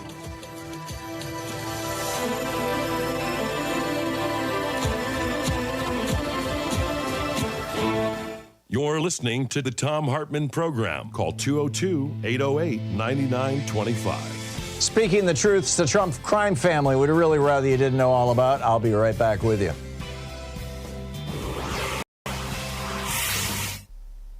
It's the Thom Hartmann University Book Club. Today we're reading from Minority Leader, How to Lead from the Outside and Make Real Change by Stacey Abrams. This is from chapter 1, although the introduction is fascinating too, where she talks about, Rhodes scholarships and stuff, but this is chapter 1. I sit in the living room, a cozy space, warm in the early summer. I'm perched on the edge of a sofa next to Valerie, the home's owner, a lovely black woman in her late 40s. Across from us, seated close together on a wide settee meant for one, are her 2 children, a son and a daughter. Politicians rarely visit their streets, which are nestled in a poorer community in South Georgia. Valerie beams with pride that both her children are headed to college in the fall. David, 17, plans to study criminology. Maya, 18, her belly round with her first child, intends to become a middle school teacher. Both newly graduated from high school, Maya will give birth in mere weeks and begin college months later, an unwed teen mother. Her intended school is more than 3 hours north of her home, so her mother will raise her newborn baby while she starts her freshman year. Valerie speaks matter-of-factly about the coming challenge, raising a new child just as hers leaves the nest. Still, she is determined that both her children pursue college degrees that she never received. Maya, the mother-to-be, wonders how she'll do so far away from home and her baby. Yet in the next breath, she explains how college will be the best for her and her child. Their future success rests upon her. I've come to their home as part of my campaign for governor, so I asked Valerie what she expects of someone like me. What can I do to help make lives like hers better? In her soft voice, she replies, she just wants options for financial aid for her children. They will succeed, she says, if they can afford to stay in school. As I look around the modest home passed down through the generations, I understand both the pride and the desperation tangled in her response. She got them through and has given them the tools to carve out better lives for themselves. We chat more about the worries she has lived with all those years, our discussion turning to the crime and poverty in their neighborhood. Then I ask Valerie what she wants. At first, all I get in response is a quizzical look to suggest I need to reconsider my bid for higher office. Or that suggests. I repeat, what do you want for you? What secret dream do you have for yourself? Her confused expression turns to one of surprise. I don't know, she tells me. I've been a cashier at the Piggly Wiggly for 20 years. You must want something, I probe, something you'd like to do for you? A daycare, she admits quietly. I'd like to start a daycare center for unwed mothers like my daughter, so more girls can finish school and pursue their dreams. But that ambition is beyond her. Her body language, her tone of voice, her averted gaze speak louder than her words. I press her, but she demurs with a smile. Let's just see what happens if you win the governor's job, she says. Valerie's house in South Georgia is not too different from the squat red brick house where I grew up on South Street in Gulfport, Mississippi. An oak tree grew out in our front yard, shadowing the front sidewalk, forbidding grass to grow beneath its shade. Pink azaleas bloomed each spring from bushes that flanked the front door. Our rented house and the others set close by teemed with children, all black, all working class. We played in our postage-stamped yards, make believing the fantastical, superhero exploits, cops and robbers. As we got older, we'd talk about moving to New Orleans or living in one of the mansions along the beachfront that lay less than 5 miles away, across the railroad tracks that ran in between our neighborhood and the more wealthy environs. We dreamed of more, while our parents' lives centered around survival and making it from paycheck to paycheck. Instinctively, we understood that more had to be possible, even if we didn't know what to do to get there. These imaginings, these desires, are the roots of ambition. As adults, like Valerie, we tend to edit our desires until they fit our construction of who we're supposed to become. In such a world, I wouldn't dare dream of running for higher office, for mayor or governor or president. At least for now, Valerie sees herself retiring in 20 more years from Piggly Wiggly as a cashier, rather than as a small business owner who helps the community raise its children. From our brief meeting, I could see she had the fire, albeit of a low burn, of a minority leader. She had ambition, she had vision, but she didn't have the faith, and understandably so. Whether we come from working class neighborhoods or grow up comfortably middle class, minorities rarely come of age explicitly thinking about what we want and how to get it. People already in power almost never have to think about whether they belong in the room, much less if they would be listened to once outside. These men, and they are usually men and typically white, do not have to grapple with low expectations based on gender or race or class. Ambition for them begins with reminiscences of old times and older friendships or newer alliances. The ends have already been decided. Only the means are to be discussed. Most potential minority leaders feel the same lack of faith Valerie had, at least at some point in their evolution. We may not know how to get the first job, let alone make it to the big chair. We don't know how to take the leap from accepting our fates to actually changing them, and not just a little, but radically. Then there are those who simply don't know what they want. The drive to achieve burns inside, often without a clear target. We want to be something, but what that is remains hazy. Often we cannot articulate our goals because they lie just beyond the reach of who we're supposed to be. Ambition's scale is irrelevant. What holds us back is not scope, it's fear. And because we don't know what to call our dreams happen, or are pretty sure we'll be disappointed, we just stand still. We become a minority, but becoming a minority leader demands that we embrace ambition as our due. Stacey Abrams.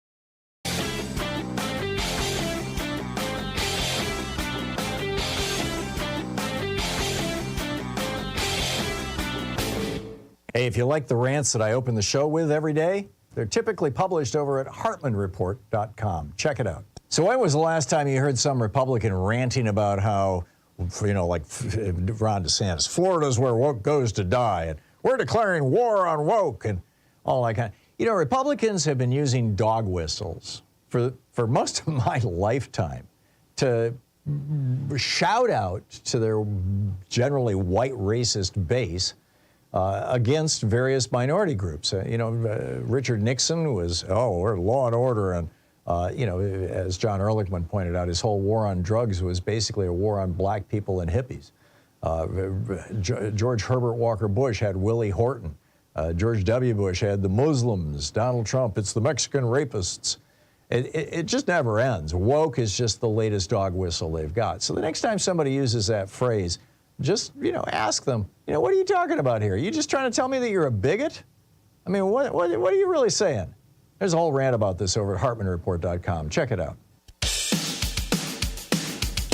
And welcome back, 35 minutes past the hour. So, as mentioned, Donald Trump is really going full bore into his fascist rhetoric, this genuinely fascist, real fascism is founded in a core, a foundation, a core of hate of minorities, white supremacy and white privilege, essentially, very often exploitative of religion, but principally in violence. Violence is the calling card of fascism.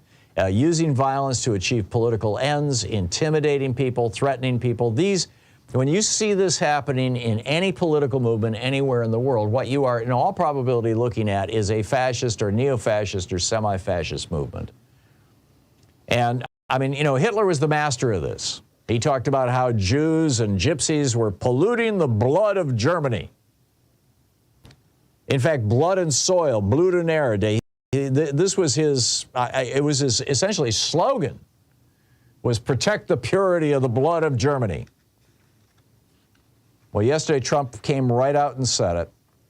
He said illegal immigrants into the United States are, quote, poisoning the blood of our country. He's also back to using these slurs for African Americans. I said Native Americans in the last segment. I meant African Americans. Like his name for now, Letitia James, calling her peekaboo. Yeah, right. We all know what that word is. It begins with a J, or the jig, and you know, we know what Trump is up to here. He calls her a racist. Why? Because she's black, or because he's white. I mean, this is his way of saying, don't look at the crimes that I've committed. Don't look at, this is Trump's way of saying that, you know, to not look at the crimes that he's committed, not look at the ways that he's trying to tear down our country, but instead just look at the race of the people that are picking on him. That's what he wants you to obsess on, to note. Which is exact, you know, it's just like Hitler blaming the Jews for the economic depression that led to World War II. Meanwhile, in Virginia, Governor Glen Youngkin is getting ready. There is a major election coming up in Virginia on November 7th of this year, just in a few months, or just a month, really, just 4 weeks from now, essentially. And all 140 seats of the General Assembly in Virginia and all of its 100 delegate seats, 100 House of Delegate seats, 40 state Senate seats. That's 140 seats altogether.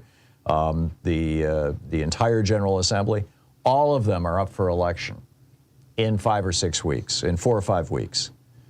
And Governor Glen Youngkin, this is the Republican governor of Virginia, who basically was not expected to have won. He just squeaked by. And he has said that, you know, if the Republicans can take back, right now the Democrats hold the Senate 22-18. The Republicans control the House of Delegates 49-46.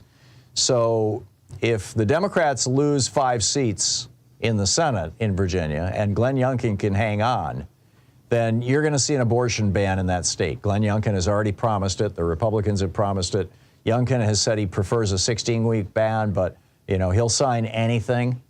Basically, he has come out and said that I will sign anything that protects life, was the exact phrase. So keep an eye on this, but here's where it gets even weirder. Not only is Glen Youngkin, you know, obviously running for re-election, but now we're discovering that he just threw thousands of Virginians off the voting rolls. This is, it looks to be, he's claiming it was an accident, right? And if you believe that, I've got a bridge in Brooklyn to sell you. But this looks like what Jeb Bush did in Florida in 2000. In 2000, Jeb Bush knocked 90,000 African-American voters off, legal voters, had Katherine Harris strip them off the voting rolls so that his brother could win the state by a 500-vote margin, 537-vote margin. And Glen Youngkin, I mean, you know, all he needs to do is knock a couple thousand people, maybe 5,000, 10,000 people off the voting rolls. It looks like he's removed 17,000 Virginians from the voting rolls. He says that they're trying to clean up the voting rolls and get rid of the felons, but that's not what's happening. They're just removing people from the voting rolls in Virginia. Brilliant, right? Just absolutely brilliant. All right, let's pick up your calls here. See what's on your mind. MJ in Ankeny, Iowa. Hey, MJ, what's on your mind today? Hey, good morning, Tom. Thank you so much for taking my call, and great show with Pocan and with Phil, and thank you for just having these people balancing out our government and discussions. The thing I am just noticing that, in general, the messaging from Democrats to Republicans, like even the Republicans blaming the Democrats for the fact they had a failed House Speaker. So the messaging is, really important. Even today, I saw a book come out by Alex Marlowe, who is one of the founders of Breitbart. And he wrote a book called Breaking Biden. But there's so many far right news sources that aren't news sources. They're fake news, conspiracy, like Alex Jones, Tucker Carlson, Newsmax, Breitbart, that are just throwing out these messaging that basically they get it into these people's minds, and then they all become sycophants for that message. Yep. So how do we, as you know, and then it just amazes me how we are still somehow chugging along as a democracy, because then it's Democrats who go in and save the day with the shutdown, save the day with the House Speaker, but then we get blamed for it. Yeah. So how do we make sure we get that message out? And even the fact that our military support we give to Ukraine is only 3% of our military budget. Yeah, it's not even quite. It's less than 3%. It's a little over 2%. Yeah. You're right, and it's all equipment. I mean, it's not personnel. Yeah. And for that, we have basically destroyed half the Russian army. I mean, what a bargain, right? If you're worried about a potential war with Russia. MJ, I don't have an easy answer. This is where all hands on deck is absolutely necessary. You've got right-wing billionaires who are funding right-wing media outlets. You got, right-wing billionaire Rupert Murdoch funding Fox News. You've got right-wing billionaires helping fund other right-wing television outlets. You've got right-wing billionaires. I met with one of them, a right-wing billionaire who owned 900 radio stations.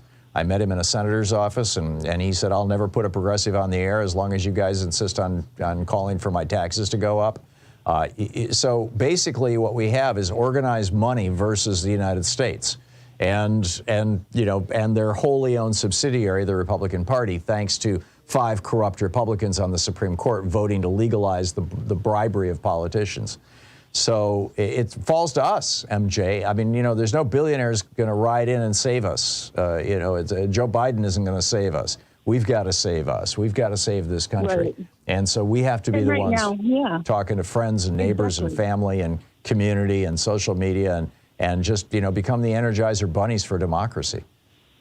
And I think, too, just at the local level, like in Iowa, now we have a trifecta of Republicans, the House, the Senate, and the governorship. Right. So, this is one thing. I think Iowans are starting to wake up, though. I do see them starting to question Trump, which is huge, I think. Yeah. It's step one. It's step one, Just everybody know that MJ is here in Iowa fighting for our democracy. Okay. We're all with you, MJ. We're all with you. Thank you very much for the call. You guys. Thank you. Keep up the great battle. Thank you. Jessica in Chicago. Hey, Jessica, what's on your mind today? Hi, Tom. I just love your show. And maybe in Virginia, we should play their game and knock off all the Republicans off the roll as well. Yeah, it wouldn't be a bad idea. Yeah. And does Jim Jordan want us to have a time lapse over his time lapse of we remember when he spoke to the idiot Trump on January 6th. Right. Yeah. He was in the planning meetings in December about, the Stop the Steal planning meetings. I mean, nobody has been up to their eyeballs like Jim Jordan. Dean Ovidala wrote about that today in his Substack newsletter, Dean's Report. It's really worth reading. He documents it brilliantly. And Jordan wears the yellow tie to tell Trump he's loyal.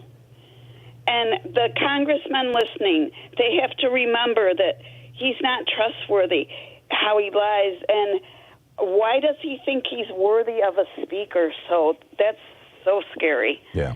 And because he's loud. Yeah. Yeah. We'll go from the squeaker to the shrieker. Yep. Let's talk about crime sprees. Does Trump want to be taken out of his misery, shoot people for crimes? Trump is he going to be in Guinness Book of World Records for 91 counts of chargeable crimes? Any Trump idiots listening, he never cared about them. Yeah. Trump could have pardoned January 6 prisoners. He could have pardoned Gates, too, and I hope, Gates asked for the pardon. Yeah, and Gates wants chaos, and he gave it. Yeah. Well, Trump wants chaos. Excuse me. Yeah, thank you, Jessica. I'm having a sneezing attack here. It's 46 minutes past the hour. We'll be back with more of your calls in just a moment. Stay tuned. You're listening to Thom Hartmann. Visit thomhartmann.com for audio and video archives. Right back with your calls in just a moment. Stay with us.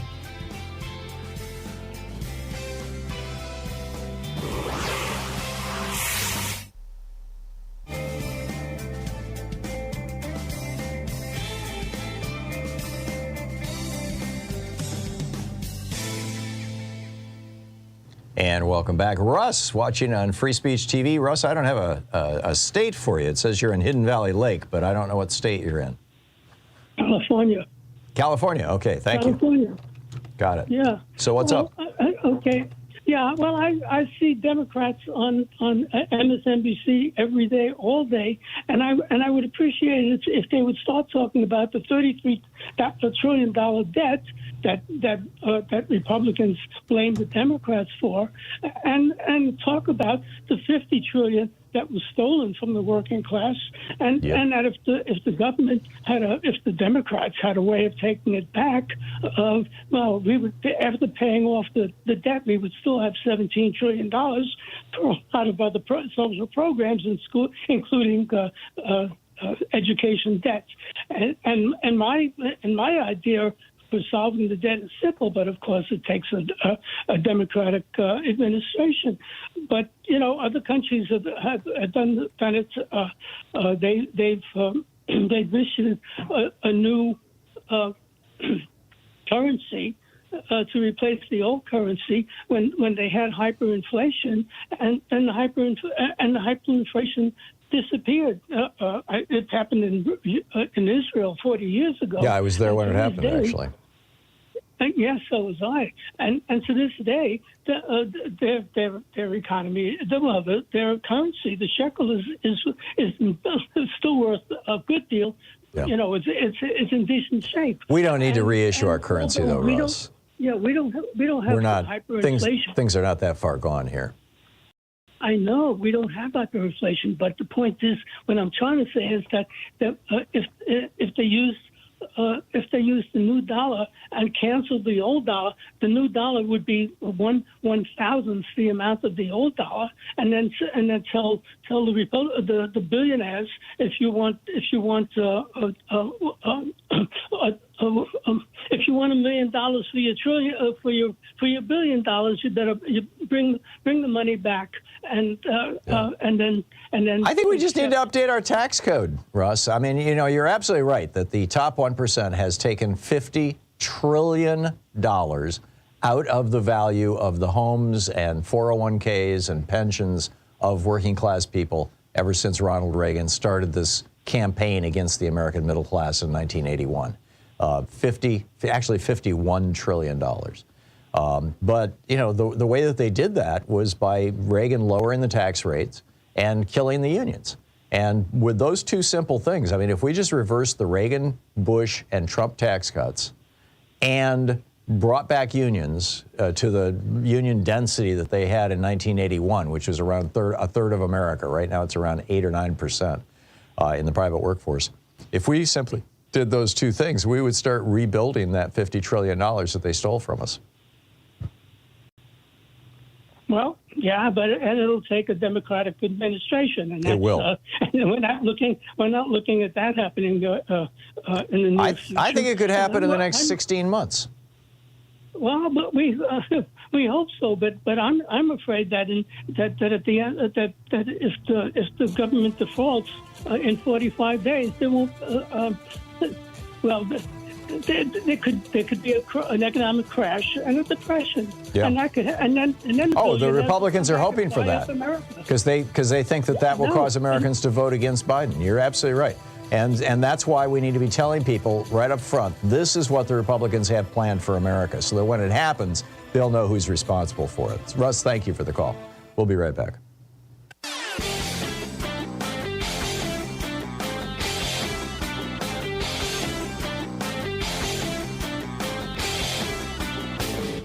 Hey, thanks so much for sharing our program and for reaching out to our stations and sponsors and letting them know that you're listening. It really means a lot to us. Are you feeling exhausted by Donald Trump? So many Americans are. And not Donald Trump, not just Donald Trump. the entire GOP. We've got this war on trans people. We've got a war on queer people. We've got a war on people of color, a war on voting, young people concerned about climate change, and Republicans not only refusing to do anything about it, but like Marjorie Taylor Greene out there talking about how, oh, well, it's just normal variation, you know, it's nothing to worry about. Just keep on shoveling that coal.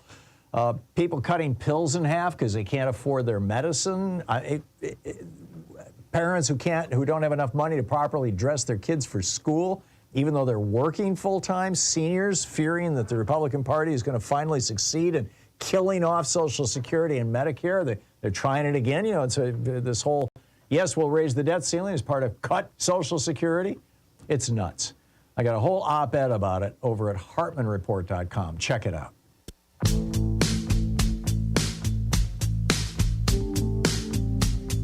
Eight minutes before the hour, picking up your calls here. Martin in Philadelphia. Hey, Martin, what's on your mind today? All right, Tom, thanks for taking my call today. I was listening to the gentleman earlier speak about Ukraine, and I've been doing a lot of analysis, listening to different folks. Just listened to Jeffrey Sachs the other day, and by conservative accounts, they're saying that over 250,000 Ukrainians have already died, and that's just conservative. Yeah, in this Russian terror campaign, it's obscene. I mean, we have to do everything we can to support this democracy against this terrorist neighbor of theirs. Well, and the thing about it is, at some point, there needs to be some sort of negotiated settlement. Because, that will happen when Russia leaves. Yeah, and I just don't know how that's going to happen. I mean, they've already. It happens when we help Ukraine defeat Russia. It's that simple. Russia has lost half their army. They've lost 2/3 of their tanks. They've lost a whole bunch of they've lost several of their largest ships. They are bleeding right now, and they're going to continue bleeding if we continue supporting Ukraine. You have a democracy, an actual democracy, Ukraine, going up against basically a fascist state, an autocracy, Russia. And if we don't stand with democracy, then, you know, bad on us. I realize there are commentators out there, there are people out there who are like wringing their hands going, oh, woe is me, you know, all these people have died, without explicitly blaming Russia for it. You will notice, Martin, there's always that weasel language from these people who are like, oh, what, all these people have died, without saying, as a result of a terror campaign by a nuclear armed state, by Russia. This is wrong. This is morally wrong. It's a threat to democracy all around the world. Putin is using rape as a weapon of war. He's using cluster munitions. He's using chemical weapons. Terror. I mean, it's a pure terror attack. Today, a little town of 600 people. People are in the market and sitting in a cafe, and he lobs a missile into it and kills 51 people. What kind of terrorist does that? The kind of terrorist that you don't say, oh, gee, I think we need to negotiate with this son of a, you know, whatever. No, we do not negotiate with these people until we have beat them. And it has to be that. It just absolutely has to be that. Martin, thank you for the call. Diane in Tampa, Florida. Hey, Diane, thanks for listening to WMNF. What's on your mind today? Well, there's several things, but I'm going to start with why Trump is going to lose. My accountant and my financial planner, I happen to be financially comfortable. My financial planner, this is a quote, I'm done with him. There's a large business Republican Party that does not want Trump. I'm not saying they're voting for Biden. I'm saying they're staying home. Yeah, I get it. So if 40% of the Republicans show up, which is about what they'll get, and the Democrats get younger people out, will win. And I'm not saying these people are doing it out of the, democracy. They're doing it because they don't want the government to be shut down. They don't want people like me that are middle class. My husband and I owned a business. We sold it, so I'm comfortable. So I have kind of a cross-cultural insight because I'm very democratic, but these people don't know that. So my theory is that the Republicans will take the rural areas, and the other secret weapon that people don't understand is women in my generation, I'm 77, came up where abortion was illegal. Suburban women don't want abortion to be illegal. Right. They also don't want people to die. So they're not going to be going around saying we're not voting for Trump. They're just some will vote for Biden, and some will stay home. But I think that the media is trying to make it into a horse race so that we have something to keep watching. And the other thing is this financial thing is a total disaster for Trump, because his whole spiel was, oh, I'm a financial genius. I can make you all rich again. Right, and it turns out he's a grifter. Well, yeah, plus he cheated a lot of people to get this money. Yeah. So there's going to be a backlash, but the people that are going to be doing the backlash are not going to be telling these pollsters that call up that we're voting for Biden or we're staying home. Right. They'll just say something like, I'm a Republican. I think that's an excellent point. I think you make a very good point, Diane, and that's one of the reasons why I think that in 14, 15 months, 13 months, whatever it is, we're going to see a blowout. I think the Republicans are going to go down in flames. I don't think they're going to know what hit them.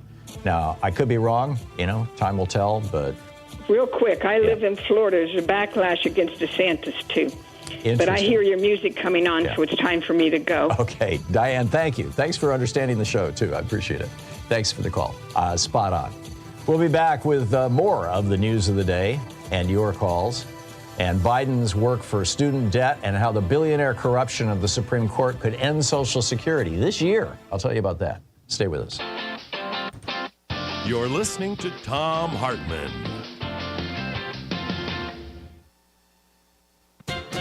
Is corporate ethics... In addition to bringing you the Thom Hartmann Program here on Free Speech TV and Video Media Online, we also have a whole set of ways you can interact with us and tools you can use to spread the word about the importance of democracy and the threats to it in our republic. First, there's your daily homework. Sue Nethercutt puts together a daily email newsletter that has a link to every story I discuss on the air, so you can find my sources and you can share them with your friends. It's free and you can sign up at thomhartmann.com. Second, I publish my daily take every day over at the hartmannreport.com website. That's also free if you want the daily 5 days a week rant in your inbox. No ads either. Third, we have the podcasts. There's the free 1-hour version of our daily show that's advertising supported. You can find that wherever you get your podcasts normally. Most of the podcast of the entire 3-hour show with no advertisements, and that's available by subscription over at thomhartmann.com. So check them all out at thomhartmann.com and hartmannreport.com.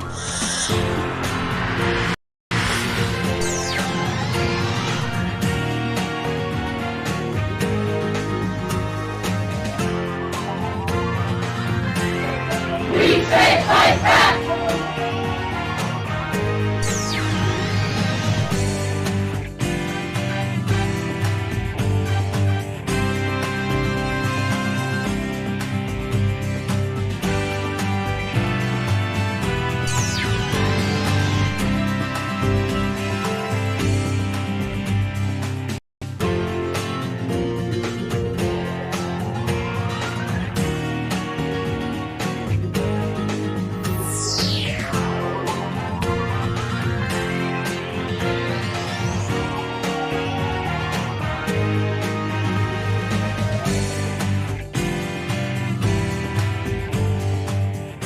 Book Club today, we're reading from Thomas Frank's book, Rendezvous with Oblivion, Reports from a Sinking Society. This is chapter 1, titled Servile Disobedience. Social scientists have tried for more than a century to understand how class works. Psychological experiments on the subject, however, are a relatively novel thing, so I was surprised to discover a few years ago that psychologists had published a series of papers on the behavioral aspects of social status, and that their findings were almost uniformly unflattering towards society's winners. In one 2009 study in Psychological Science found that in conversations with strangers, high-status people tend to do more doodling and fidgeting, and also to use fewer engagement cues, looking at the other person, laughing, nodding their heads. A 2010 paper published in the Journal of Personality and Social Psychology found that lower-class individuals, in quote, turned out to be better performers on measures of such pro-social virtues as generosity, charity, and helpfulness. A third study found that those of higher status were noticeably worse at assessing the emotions of others or figuring out what facial expressions mean. All of which is to say the rich are different from you and me. They are more rude and less generous. They don't understand, they don't get what others are thinking, and apparently they don't really care. Perhaps this is obvious to you. After all, people don't design toxic debt obligations by calling out what they learned in Sunday school. Still, the research aroused media interest. The Christian Science Monitor's 2010 account of one study ended with this quotation from Michael Krauss, then the University of California, San Francisco, who was one of the researchers, quote, "Being empathic is one of the first steps to helping other people. One of the first things we're really interested in is what can make wealthy people, affluent people, the people with the capacity to give, what can make them empathic?" I think I see the urgency of Dr. Krauss's question. After all, we have spent the past several decades doing everything we could to transfer the wealth of the nation into the bank accounts of the affluent to send them victorious, happy, and glorious long to reign over us. Oh, we've cut their taxes, gladly transferring much of the cost of keeping their property safe onto our own shoulders. We've furnished them with special megaphones so that their voices can be heard over the hubbub of the crowd. We've conferred upon them separate and better schools, their very own transportation system, and a full complement of private security guards. We've built an entire culture of courtiers and sycophants to make their every working hour an otherworldly delight. We let them construct a system of bonuses and executive compensation on the theory that it would be good at the top, got to take home much, much more than the rest of us. And when it turned out that the theory was wrong, that in the most famous cases, executives chased bonuses not to the shareholders' benefit, but at their expense, why, we promptly bailed them out. We allowed them to step into the Fed's discount window and fill their pockets. We generously transferred their reckless investments to our balance sheet, and we chastised them with little more than a polite request that they please not do it again. We've done everything we can to lift them up and exalt them as the new Leviathan. The least they can do in return, one feels, is to show a little empathy. Besides, look what we've done with the old Leviathan, the government.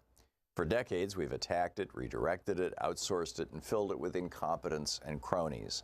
Yes, it still works well enough when we need to blow up some small country, but those branches of it designed to help our Americans of lower socioeconomic status, in quotes, as the scientists would put it, are now bare. We need the rich to be nice. We need them to stop doodling, paying and to pay attention and get generous.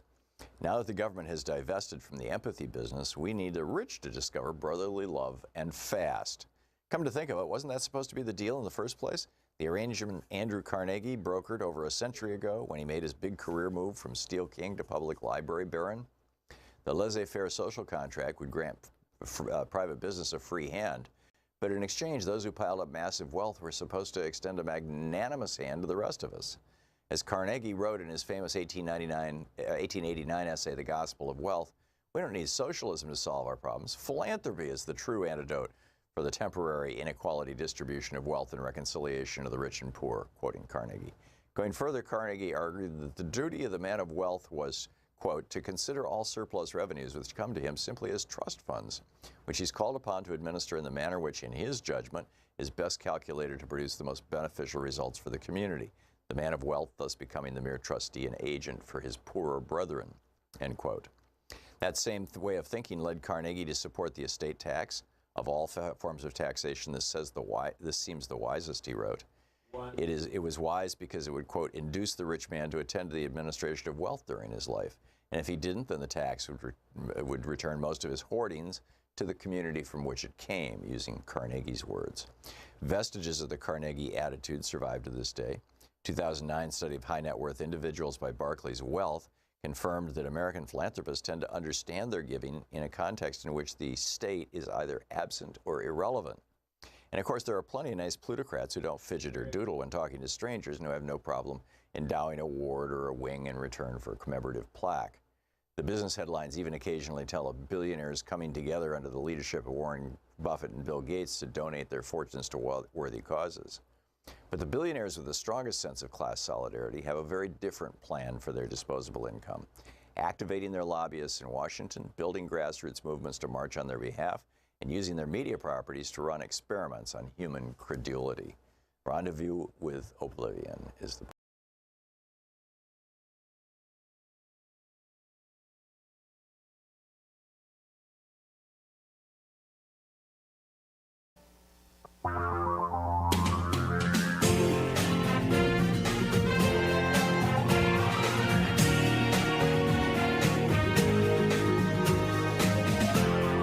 This is the Thom Hartmann Program. Welcome to the third hour of our program. There's still a lot to talk about here. I want to start out with the billionaire corruption of the Supreme Court. This is, shall we say, troubling, to say the very least. This case, I've referenced this a couple of times in the program in the last few weeks, so I'm not going to, obsess on it, as it were. But the Republicans have wanted to end Social Security since 1935. They also, the fossil fuel billionaires who basically own the Republican Party also want to get rid of regulations of fossil fuels and carbon dioxide. They hate the EPA. They hate the Clean Water Act, the Clean Air Act, all that kind of stuff. And the agencies that are responsible for dealing with it. So now they've got this case, Consumer Financial Protection Bureau versus Community Financial Services Association, before the Supreme Court. And the argument that they're making is because this agency is funded with a continuing appropriation that doesn't come out of the general fund. In this case, it comes out of the Fed. But because it's not a standalone appropriation specific to one agency that lasts for a specific period of time for a specific amount of dollars, that therefore it's unconstitutional. This is their argument. And the problem with that is that if they declare the Consumer Financial Protection Bureau unconstitutional on the basis that is being argued before the court, then they're going to have to declare Social Security unconstitutional for the same reason, because it has a separate funding mechanism as well. Now, I am hearing that Brett Kavanaugh and John Roberts are skeptical of these arguments, so this may well end up being a 5-4 decision against ending Social Security and the CFPB, but it could just as easily be a 5-4 in favor of ending them both. So I just, I wanted to put this on your radar screen. I think it's a really important thing to be noticing and paying attention to. I wrote a piece about it today. It's over at HartmannReport.com. It's titled "How the Billionaire Corruption of the Supreme Court Could End Social Security and America." And I think it's, well worth checking out. There's a couple of other just absolutely amazing stories here. The Biden administration has now said they're going to waive 26 federal laws, including the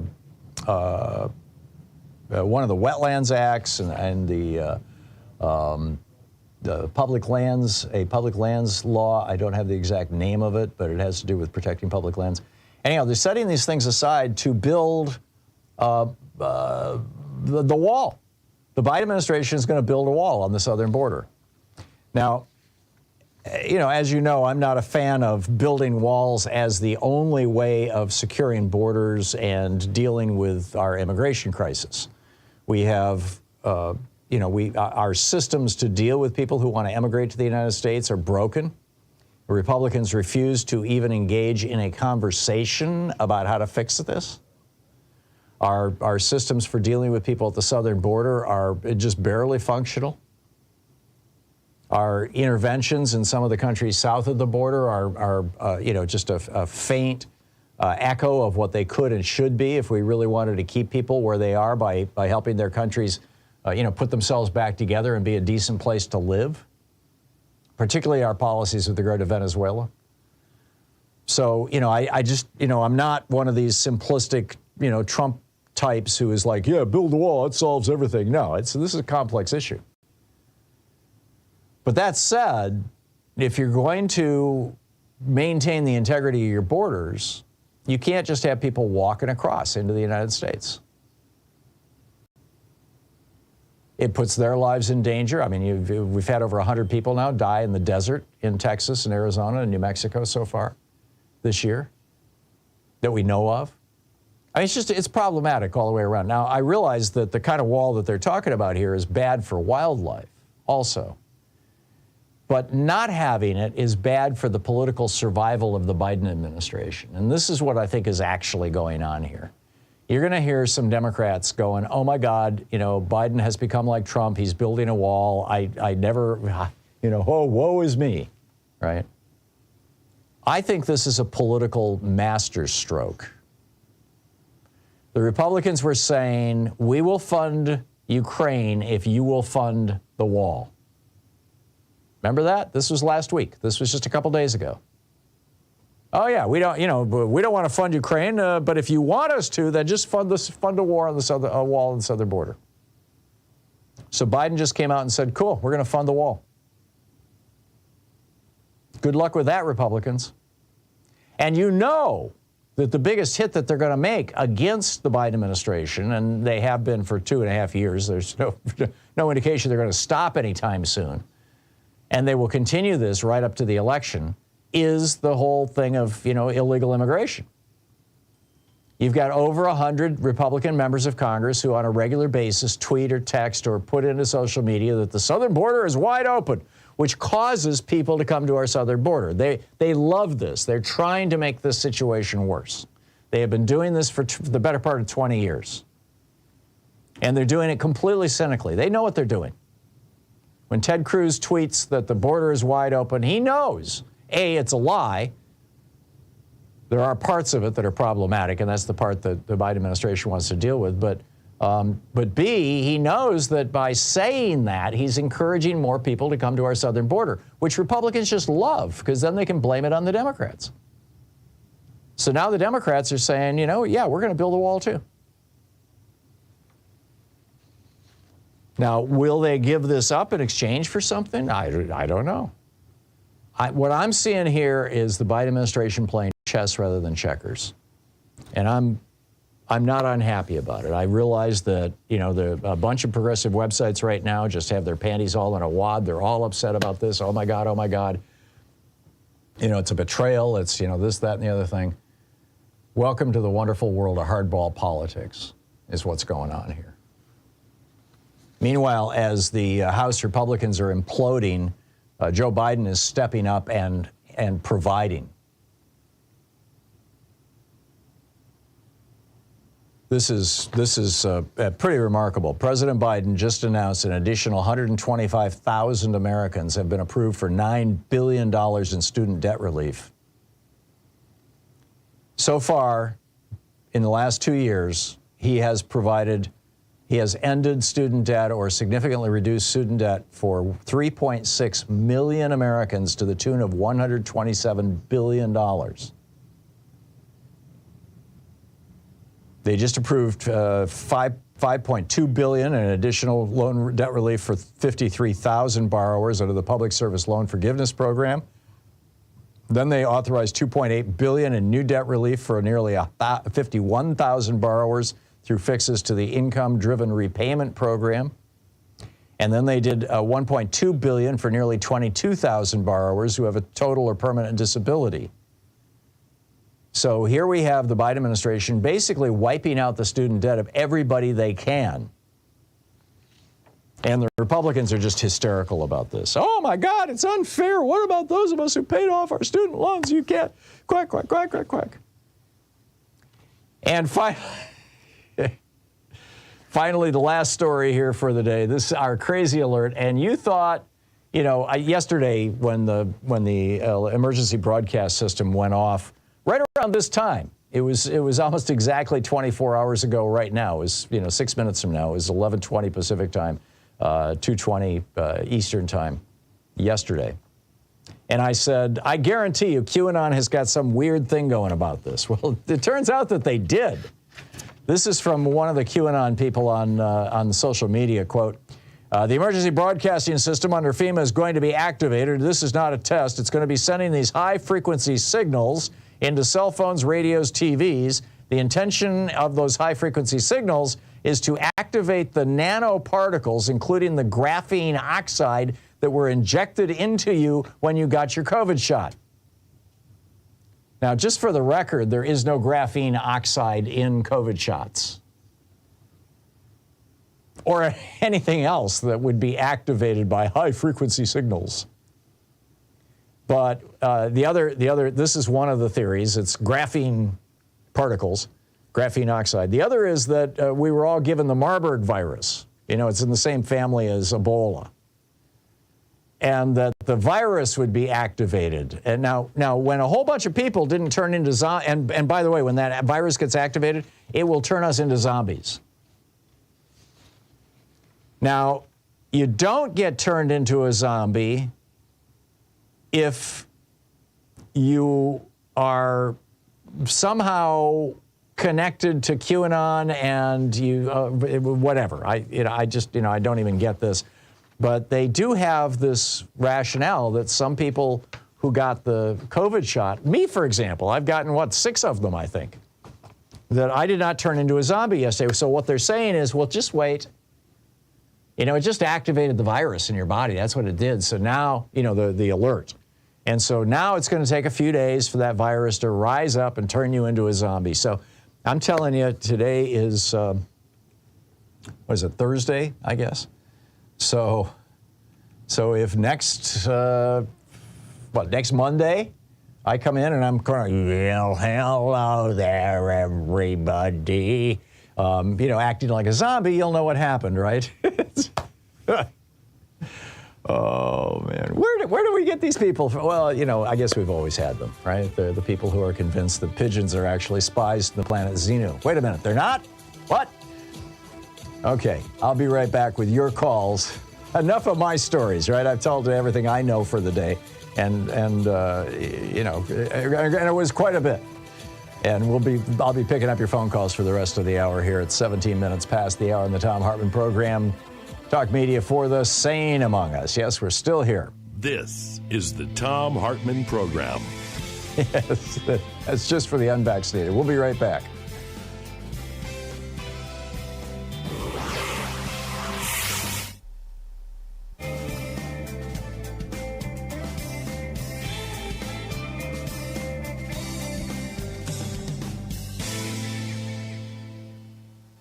Welcome back. Larry in Hyattsville, Maryland. Hey, Larry, what's on your mind today?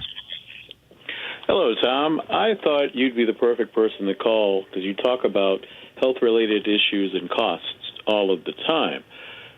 So a couple of weeks ago, I was unfortunate that I had to go in and have some treatment done.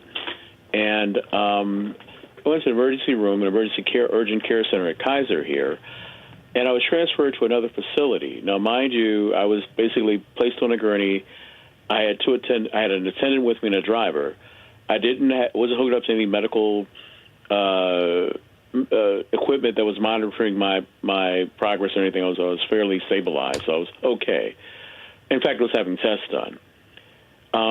The trip was a 40-minute trip. I received a bill from Kaiser that cost $2,200. Right. That's not bad for an ambulance ride, actually, these days. Are you serious? No, we had somebody call last week who said that they got charged, I think, something close to $20,000 for an ambulance ride. I was completely, as you can imagine, as you can tell, I was completely just blown away by that. Yeah. I could not believe that. What happened, and thankfully what happened is Kaiser paid all of it. Mm-hmm. Actually, the company that provided the service charged Kaiser the $2,200. Mm-hmm. And Kaiser paid. Out of that, they had negotiated a price for only about $600 of that. Mm-hmm. But the thing that is amazing to me and is such a ripoff is that if you are not insured, you get stuck with the higher of the two, and you have to pay that. Right.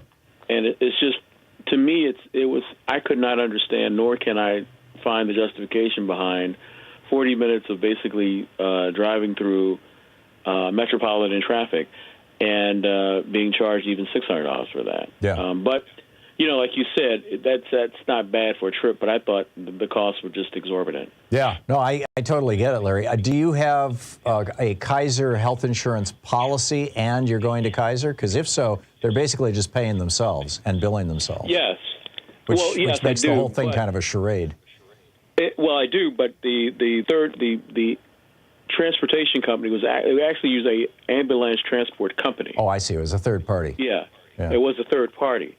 But I just could not fathom that when I first got that, I didn't really read the bill at first. I thought I was on the hook for $2,200. Yeah. And I almost had a stroke over that. Right. But when I found out that, I saw the UO part of it, I was much more relieved. But you hear all the time stories about people that are going into financial hardship over an unexpected medical procedure. Half of all bankruptcies in something. America. More than half. And there's got to be something that has to be done with this, because this, to me, is similar to some of the ads that you see with regards to the pharmaceutical industry, in which there are 5 companies that basically monopolize that industry. Yeah, we're spending around $11,000 per person per year for health care in the United States.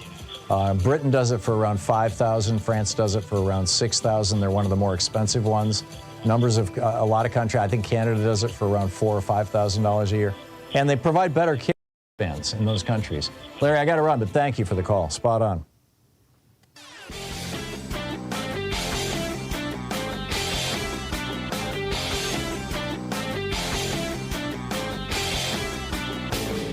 Change starts with you. You can be calling your Democratic or Republican representatives to let them know what you think by calling 202-224-3121. It's the Capitol switchboard. It'll get you right through to them. So remember the John Durham investigation in which he said, the FBI never should have looked into Donald Trump's connections to Russia. And I'm scratching my head going, how can he even think this?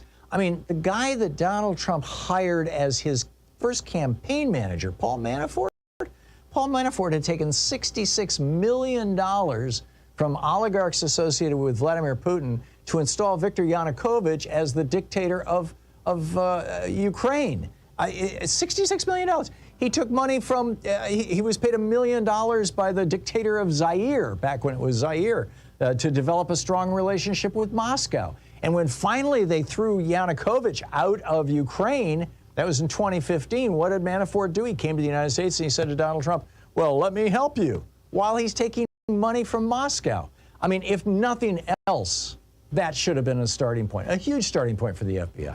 There's a whole rant about this over at HartmannReport.com. Check it out. It's 23 minutes past the hour, and picking up your calls here, Lynn in Richmond, Virginia. Hey, Lynn, what's on your mind today? Oh, well, thank you, Tom, for taking my call. My pleasure. We need to make voting rights so simple. It's so simple. Social Security, Post Office Administration, Social Security knows everybody, Post Office Administrations everywhere. Qualifications should be 18, human being, Social Security, and a green card. I know everybody says citizenship and everything, but, people go through a whole lot to get a green card. I really think that if you pay taxes and are subject to laws, you should vote, but, that's just me. But we cannot trust these states, because e pluribus unum doesn't mean I, as a Virginian, are equal to a person in other states. It's all wrong, Tom. It's all wrong. Yeah. We got to do something. Felons should never, Vermont, Maine, and D.C. don't take away voting rights for felonies. I think that's the way it should always be. But yeah, no, I get what you're saying, Lynn. In pretty much every other developed country in the world, when a baby is born, they're assigned the equivalent of a Social Security number, and the government knows who they are, where they are, how old they are, and that they're a citizen. And when they turn age of voting, which is typically 18 around the world, when they turn age of voting, they're sent a ballot. I mean, it's just that simple. You don't have to register to vote. You don't have to prove your citizenship. You don't have to show ID. You don't have to jump through any of those BS hoops that Republicans keep throwing up because they don't want people to vote. Everybody votes, and in fact, in most developed countries, everybody votes by mail. I'm a veteran. I voted absentee for Jimmy Carter on my way to basic training. God bless Jimmy Carter. Yeah, but amen. And I voted absentee every year, even when I've had to tell the registrar a falsehood that I was going out of town, because Virginia used to be one of them. Yeah. Now we can vote 45 days ahead of time. At least we got to get our elections straightened up. And my other solution, ready? Here's a solution to gun control. Ready for it? It's so simple. Ready? Yeah. Bullets. A gun without Tax the bullets. Yeah, I've heard that before. Or make it hard to get them. I think there's a lot of logic to that, Lynn. Lynn, I've got a question for you. We just have a minute here till we hit a break. But you live in Virginia, And, the entire state assembly, the House and Senate are both up for re-election, as is Governor Youngkin. What does the media landscape look like in Virginia? What kind of ads are running? Who does it look like is going to win? The old expression, clean house, I think we're going to clean these maggots, and I would use foul language, but I don't want to, out of office enough to gain control again of the House. Northam, he's a charade. He's a sham. He may look funny or look good, but he's actually taken 100,000 Virginians off the voting rolls by tightening up felony stuff. But the landscape looks like it's going to be tight. It's going to come down to every vote counts. Yeah, you mean Glen Youngkin, not Northam. No, well, Glen Youngkin, he's a cuss. Northam was a great guy other than the blackface. There was a before and after. Right. And I ran into a person. Is Northam running against Youngkin again? McCullough was a dummy. Enough said. Yeah. Who's running against Youngkin? Nobody this session. He doesn't come up to next year. Oh, he's not up for re-election. Okay, thank you for that. I missed something there. Thank you, Lynn. Lynn, I got to run, but thanks for the call. 27 minutes past the hour. We'll be right back. You're listening to the Thom Hartmann Program. Call 202-808-9925. And who's going to be House Speaker? Oh, man. Well, they can't resurrect Hitler. He's long gone.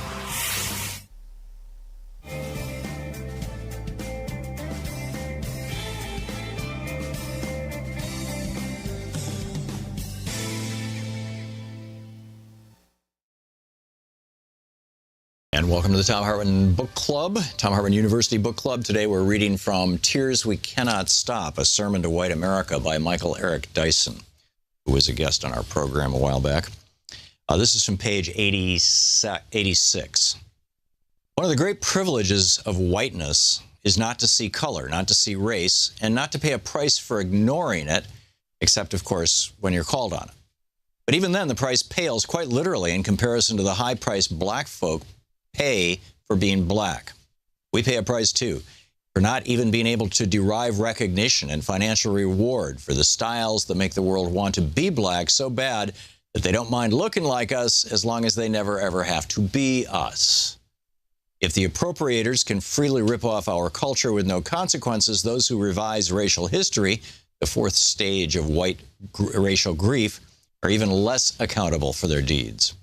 The way of the racial revisionist when it comes to black life and history is simply to rewrite it. Their motto is, it didn't happen that way. There's a flood of writing that tells us that the Civil War wasn't really about slavery, but about an effort to defend states' rights. But, my friend, you've got to put yourself in our place and see the absurdity of such a claim. Defend the rights of states to do what? To enslave blacks. But even here, the irresistible logic of whiteness, that is irresistible to whites themselves, and to all of us who are subjected to white whim, springs into full action. White American history is so powerful that even when it loses, it wins, at least in skirmishes within whiteness itself. From the right wing, there is the belief that the Civil War was fought over the ability of individual states to beat back a federal government out to impose its will. From the left wing, there's the belief that the Civil War was a conflict between the planter class and the proletariat. In each case, race as the main reason for the war is skillfully rewritten, or really written out. Slavery is rewritten too. Some white Christian apologists contend that black folk needed slavery to save their souls or to rescue their cultures. A contemporary twist on this argument radiates in thinkers like Dinesh D'Souza, who claims that American blacks brought here through slavery are now doing their African kin. Some white critics argue that since blacks sold other blacks into slavery, bondage was a black man's problem, not a white man's burden. But revisionists would much rather describe the dehumanization of black folk as little more than a commercial transaction. It's another way of washing their hands of racial responsibility. The effort to rewrite history surfaces in how Malcolm X is treated in the mainstream. It hardly seems likely that the culture he fought with all his heart could be depended on to grasp his true meaning. Malcolm is often read as an apostle of violence, as a frightful figure consumed by destructive rage. Yet the truth is far more complex, and Malcolm was far more complicated. But isn't the autobiography of Malcolm X so enduringly appealing because it shows Malcolm giving up hatred as a means to racial justice? Now, Malcolm X believed in the liberation of black folk from the mental and psychological chains of white supremacy. He was not committed to nonviolence as a way of life or as a method of social strategy. He believed that such a commitment prevents the full realization of black emancipation. Yet he was not personally violent. As Ossie Davis says in his eulogy, responding to the claim that Malcolm preached hate and was a fanatic and a racist, quote, "Did you even talk to Brother Malcolm? Was he ever himself associated with violence or any public disturbance?" End quote. The rage that flowed in Malcolm's veins was the rage against a force of whiteness that aimed to wash its black kin from the face of the earth. The urge to rewrite black history occasionally gives way to the final stage of white racial grief, which is simply, when it comes to race, dilute it. That is, to argue that black stuff doesn't just plague black folk. To summarize, bad stuff happens to everyone. This argument surfaced in the aftermath of Hurricane Katrina, and that storm certainly hit black folk, but it hit white folk too. This is the sordid version of reverse American exceptionalism. It is the same Me Too impulse that flares in the bitter battle against affirmative action. Beloved, I can't help but notice that affirmative action is the bee in so many of your bonnets. You look around in your classrooms and you think every black person is there because they got an unfair shake from the system. You look at your job and you think that your black coworker got an unjust nod of approval from the powers that be. You never stop to think how the history of whiteness in America is one long scroll of affirmative action. You never stop to think that Babe Ruth never had to play the greatest players of his generation, just the greatest white players. You never stop to think that most of our presidents never rose to the top because they bested the competition, only just the white competition. White privilege is a self-selecting tool that keeps you from having to compete with the best. The history of white folk gaining access to Harvard, Princeton, or Yale is the history of white folk deciding ahead of the game that you are superior. You argue that slots in school should be reserved for your kin because, after all, they are smarter, more disciplined, better suited, and more deserving than inferior blacks. That's like concluding that the Cleveland Cavaliers can't possibly win the NBA championship because they're down 3-1 to the Golden State Warriors. Throw in the towel and call it a series. But they must play the series to determine the winner. Whiteness is having all the advantages on your side, the referees blowing the whistle for you, the arena packed with only your fans. In fact, whiteness means you never even have to play the game at all, at least not in head-to-head matchups with the talent and skill of black folks.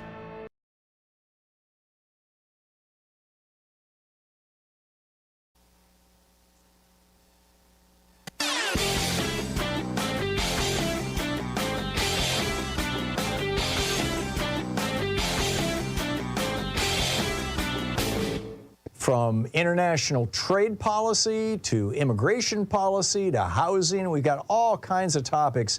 The wars between Republicans and Democrats, the Republican efforts to induce fascism in the United States. A great selection of opinions will be found over at HartmannReport.com.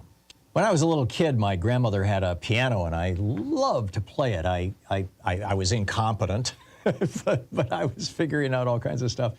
And then I kind of got away from it and, went to school and things got busy and just lost track of it. Well, now there's this fascinating new study out of the University of Geneva, Switzerland, that is making me think maybe I should go back and learn the piano.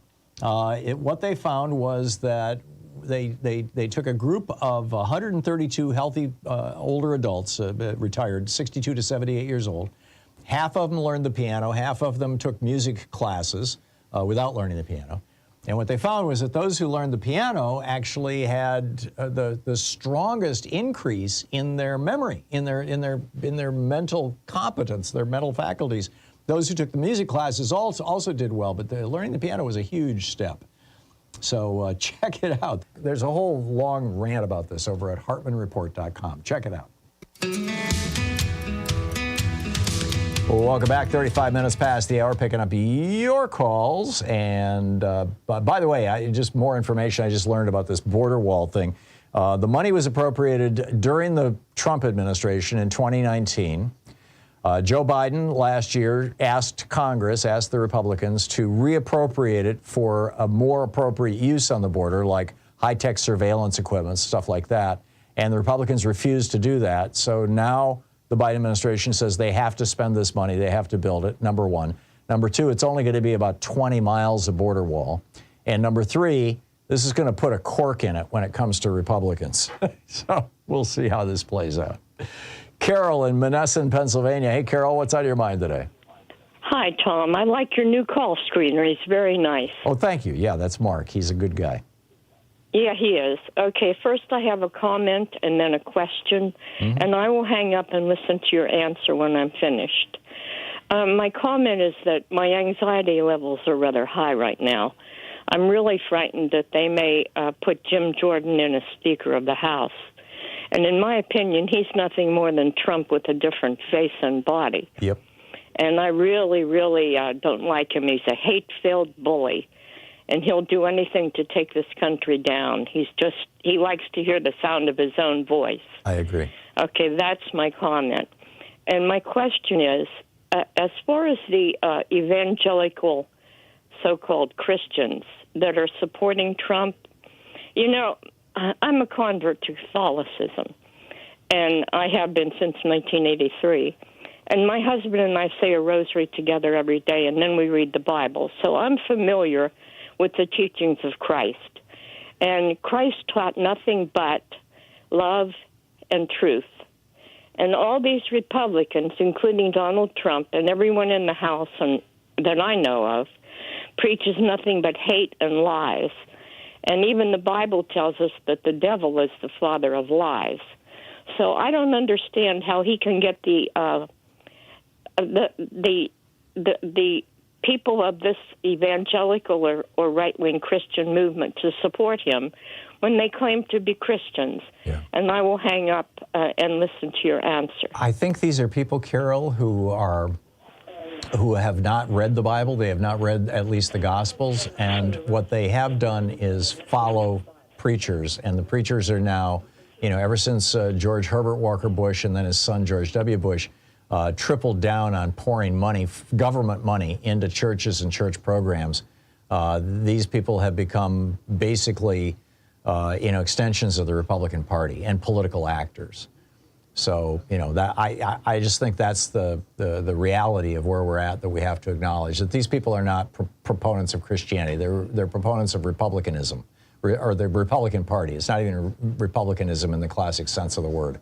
They're just partisan hacks, pretending to be religious figures. And it's a tragedy. It really is, for religion and for politics. Justin in Seattle. Hey, Justin, what's on your mind today? Hey, real quick. I know it might seem not, like it might not happen, but talk about zombies and stuff like that. The MAGA party is a cult.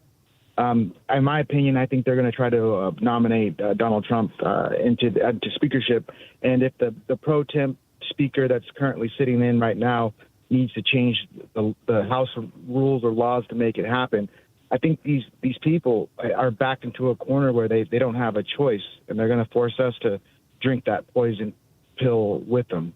I think this is going to be an opportunity for us to see how popular or unpopular Trump is. His name has already been put in as, I believe by Marjorie Taylor Greene, but certainly by somebody, as a possible speaker. The problem is that the House rules, which were agreed to at the beginning of the congressional term, agreed to by the Republicans, say that nobody can be the speaker if they are under indictment for any felony that involves more than a year in prison, which is Trump. It's like Rule 26.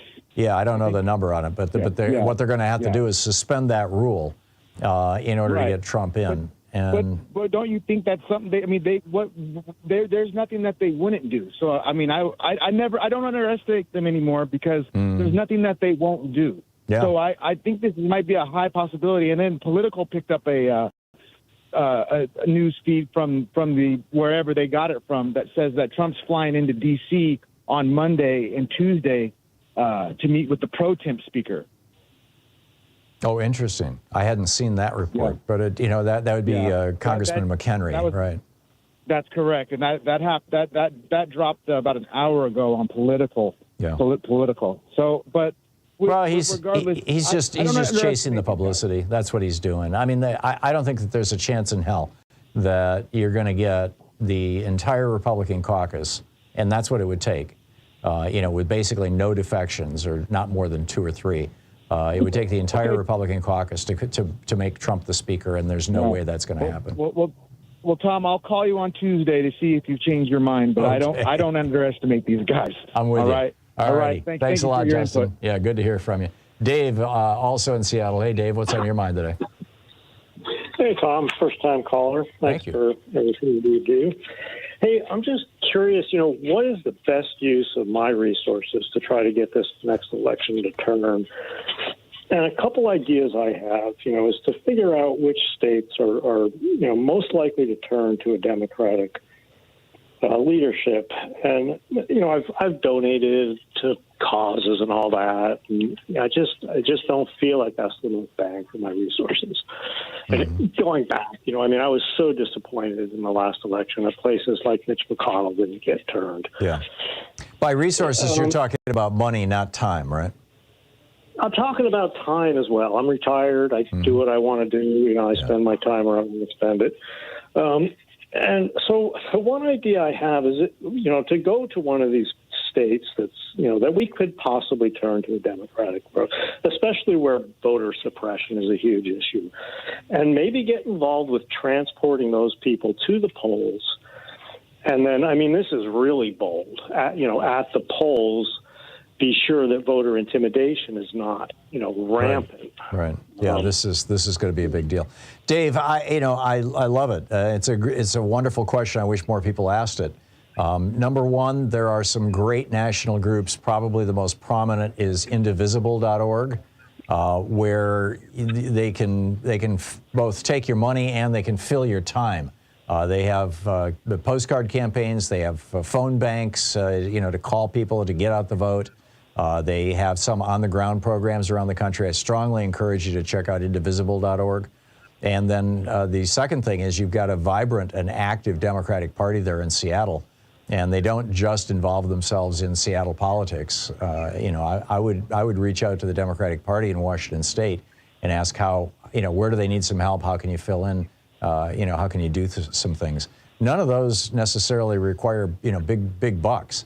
And then in terms of financial donations, what I'm doing is keeping it to individual races where I feel that my contribution can have some impact, even if it's a $25 contribution.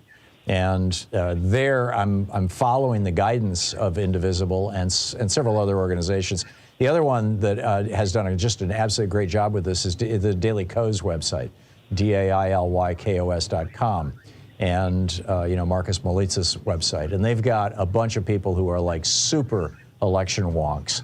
And, every week or so, you'll see a post there talking about, okay, this is a race we need to focus on. This is a race that we should probably just give up on and move up our resources elsewhere. So actually, it's been a long time since I've seen anybody say give up on a race.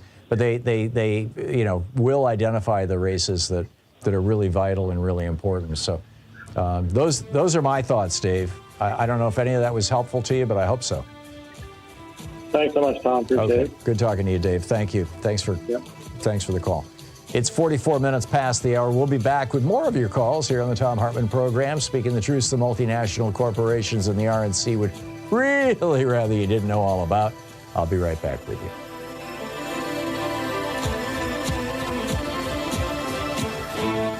You're listening to Thom Hartmann. Visit ThomHartmann.com for audio and video archives. Right back with your calls on the other side of this break. It's the place where smart people get their news.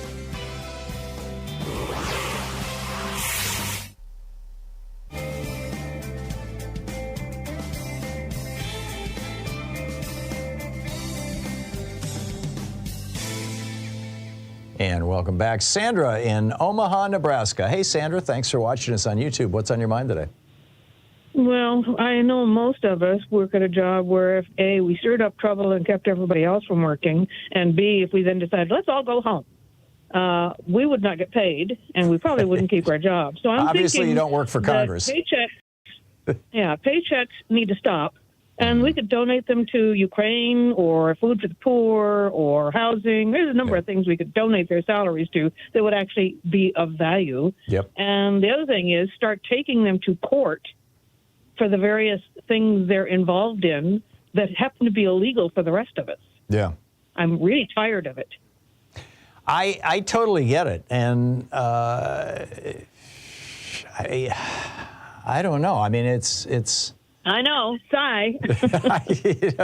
Yeah, I mean, what's so weird is this bill, and I believe it made it into the final version. I know it was in the initial version. This bill that Kevin McCarthy just put forward to extend the non-shutdown, to keep the government open for 45 days, had a raise in it for members of Congress. Oh, jeez.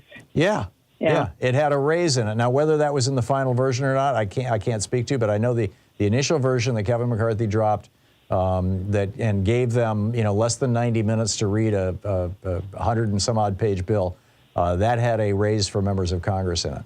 So in the old days, teachers used to go around with a wooden ruler and smack people on the hands, things like that. I'd be bringing that back to use. I never saw that, although I had a friend who went to the Catholic school down the street, and he certainly saw a lot of it. Apparently, it was a big deal there. I went to public schools. I never saw that. But, I think you're right. Sandra, thank you for the call. Spot on. Yeah, good talking to you. John in Grand Rapids, Michigan. Hey, John, what's on your mind today? Hey, Tom. Just hair and a lot less from what I used to have. Okay. So what are you calling about? It's about Senator Menendez being on the take for bribes. Did you hear the latest or cover it today? You're talking about his wife's car? Yes. Yeah, that she killed somebody with her car, that she got away with it or got off on it, that she claims she didn't see him coming, and but it injured her car so badly that she went to the bribe master and said, give me a new car. This is tragic. Yeah, there was an investigation in one of Rich Mann's associate that wanted to bribe and replace a car, and that was covered last night. But he's got to go. We can't run that guy up to the next general election, and we need to have a New Jersey governor appoint somebody that's got some reputation and honor. Well, Andy Kim, the congressman from actually, I'm not sure exactly where the district is that he's from, but someplace in New Jersey. Andy Kim, who's in the House of Representatives right now, has basically said that he's going to run against Menendez in a primary, and I think he'll be formidable.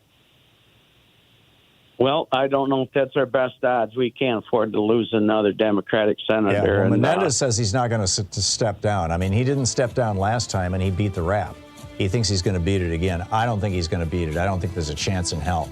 But if you can't force him to step down, at the very least, you can run a primary campaign against him, and that's what Andy Kim is doing. John, thanks for the call. Spot on. I completely agree with your sentiment. This guy has to go. It's 49 minutes past the hour. I'll be back with you in 60 seconds. Stay tuned.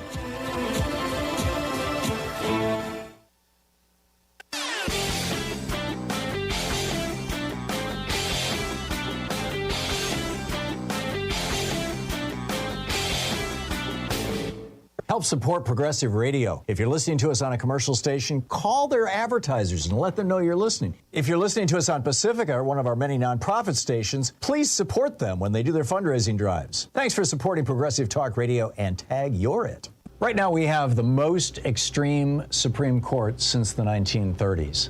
And one of the main reasons is because these justices, A, have lifetime tenure, and B, in the 1990s, after a series of disappointments with William Brennan and Earl Warren and David Souter and a few others that have been nominated by Republicans, these justices tend to become more liberal once they're given lifetime tenure. So now we've got right-wing billionaires throwing gifts at them, emoluments, speaking fees. John Roberts' wife made $10 million, hooking people up with law firms. All the Republicans on the court are in on the grift. And it's really not so much designed to thank them for what they're doing, but to keep them conservative. Because in the past, Republican appointees have turned liberal. They're not going to let that happen. There's a whole rant about this over at HartmannReport.com. Check it out.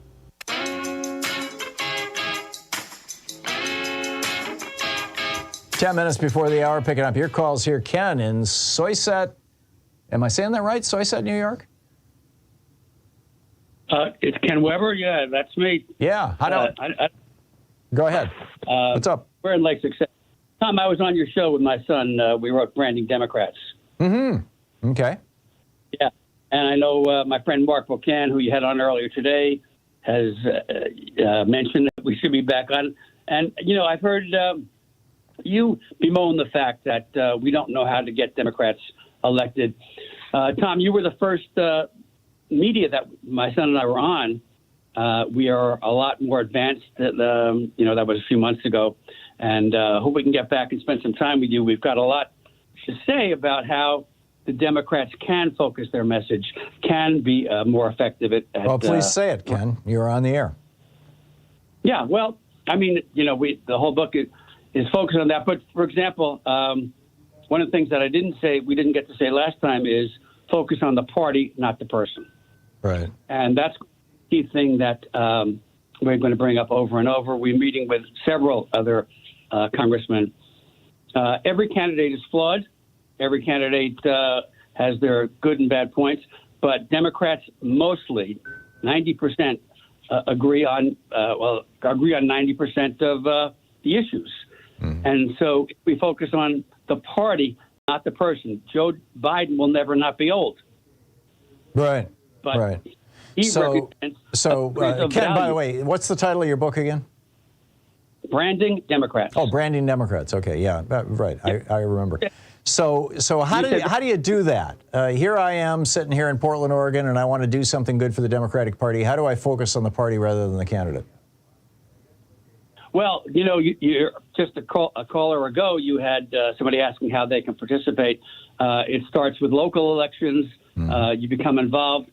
The book has many, you know, pages about how people can do it. But for example, for that caller, if he becomes involved with local politics, a simple thing like yard signs. Yard signs should say things like "Proud Democrat, Proud American." The book is about branding. I'm trying to rush everything through here, Tom. Republicans have stolen patriotism. They've stolen the flag. Well, Democrats should use that and turn that around. All Democratic yard signs should have the name and Proud American, Proud Democrat. And a flag. Don't back off from that. Be proud. Yep. You know, a few elections ago, people running for Senate didn't say whether they were going to vote for Obama or not. Democrats, you remember that. I do. Never down. Always be a Democrat. Be a proud Democrat. Things like the economy. I mean, reporters think that Republicans are better for the economy. Nope. Actually, if you look at the stats, the Democrats do better for the economy. Oh, yeah. 20 to 1. That's right. And that has to be pounded into all messaging. And so we have to get Democratic candidates from local elections up to the presidency to be on the same page. And that's why we're trying to get traction. Mark Pocan, I was just on the phone with him yesterday.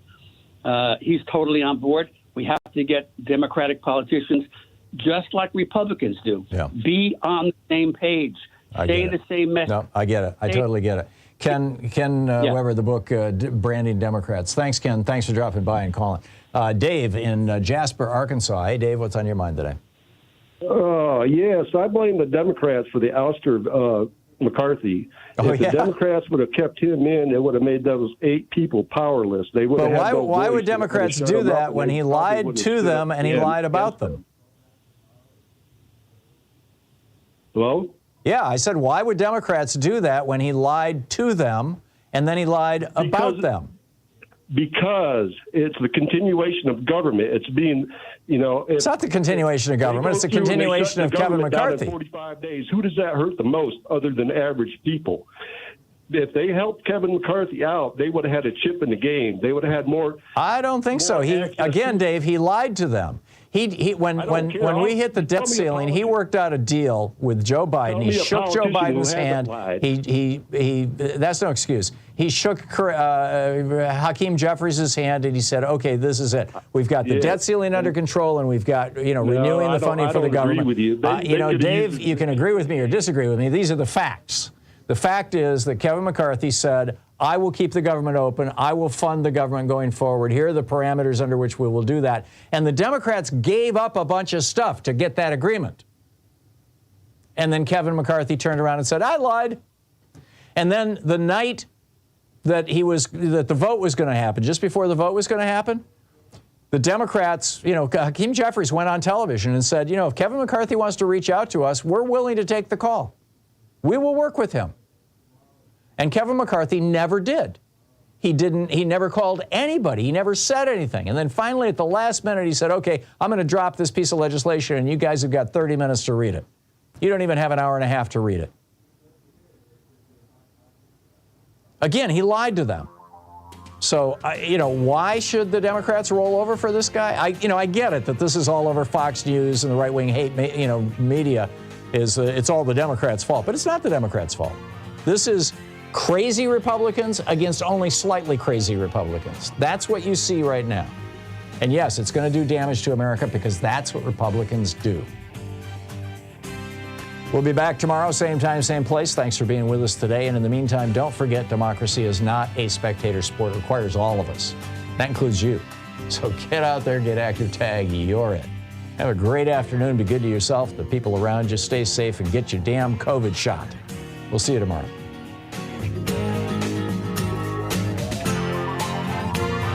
You've been listening to Thom Hartmann. For audio and video archives, visit thomhartmann.com.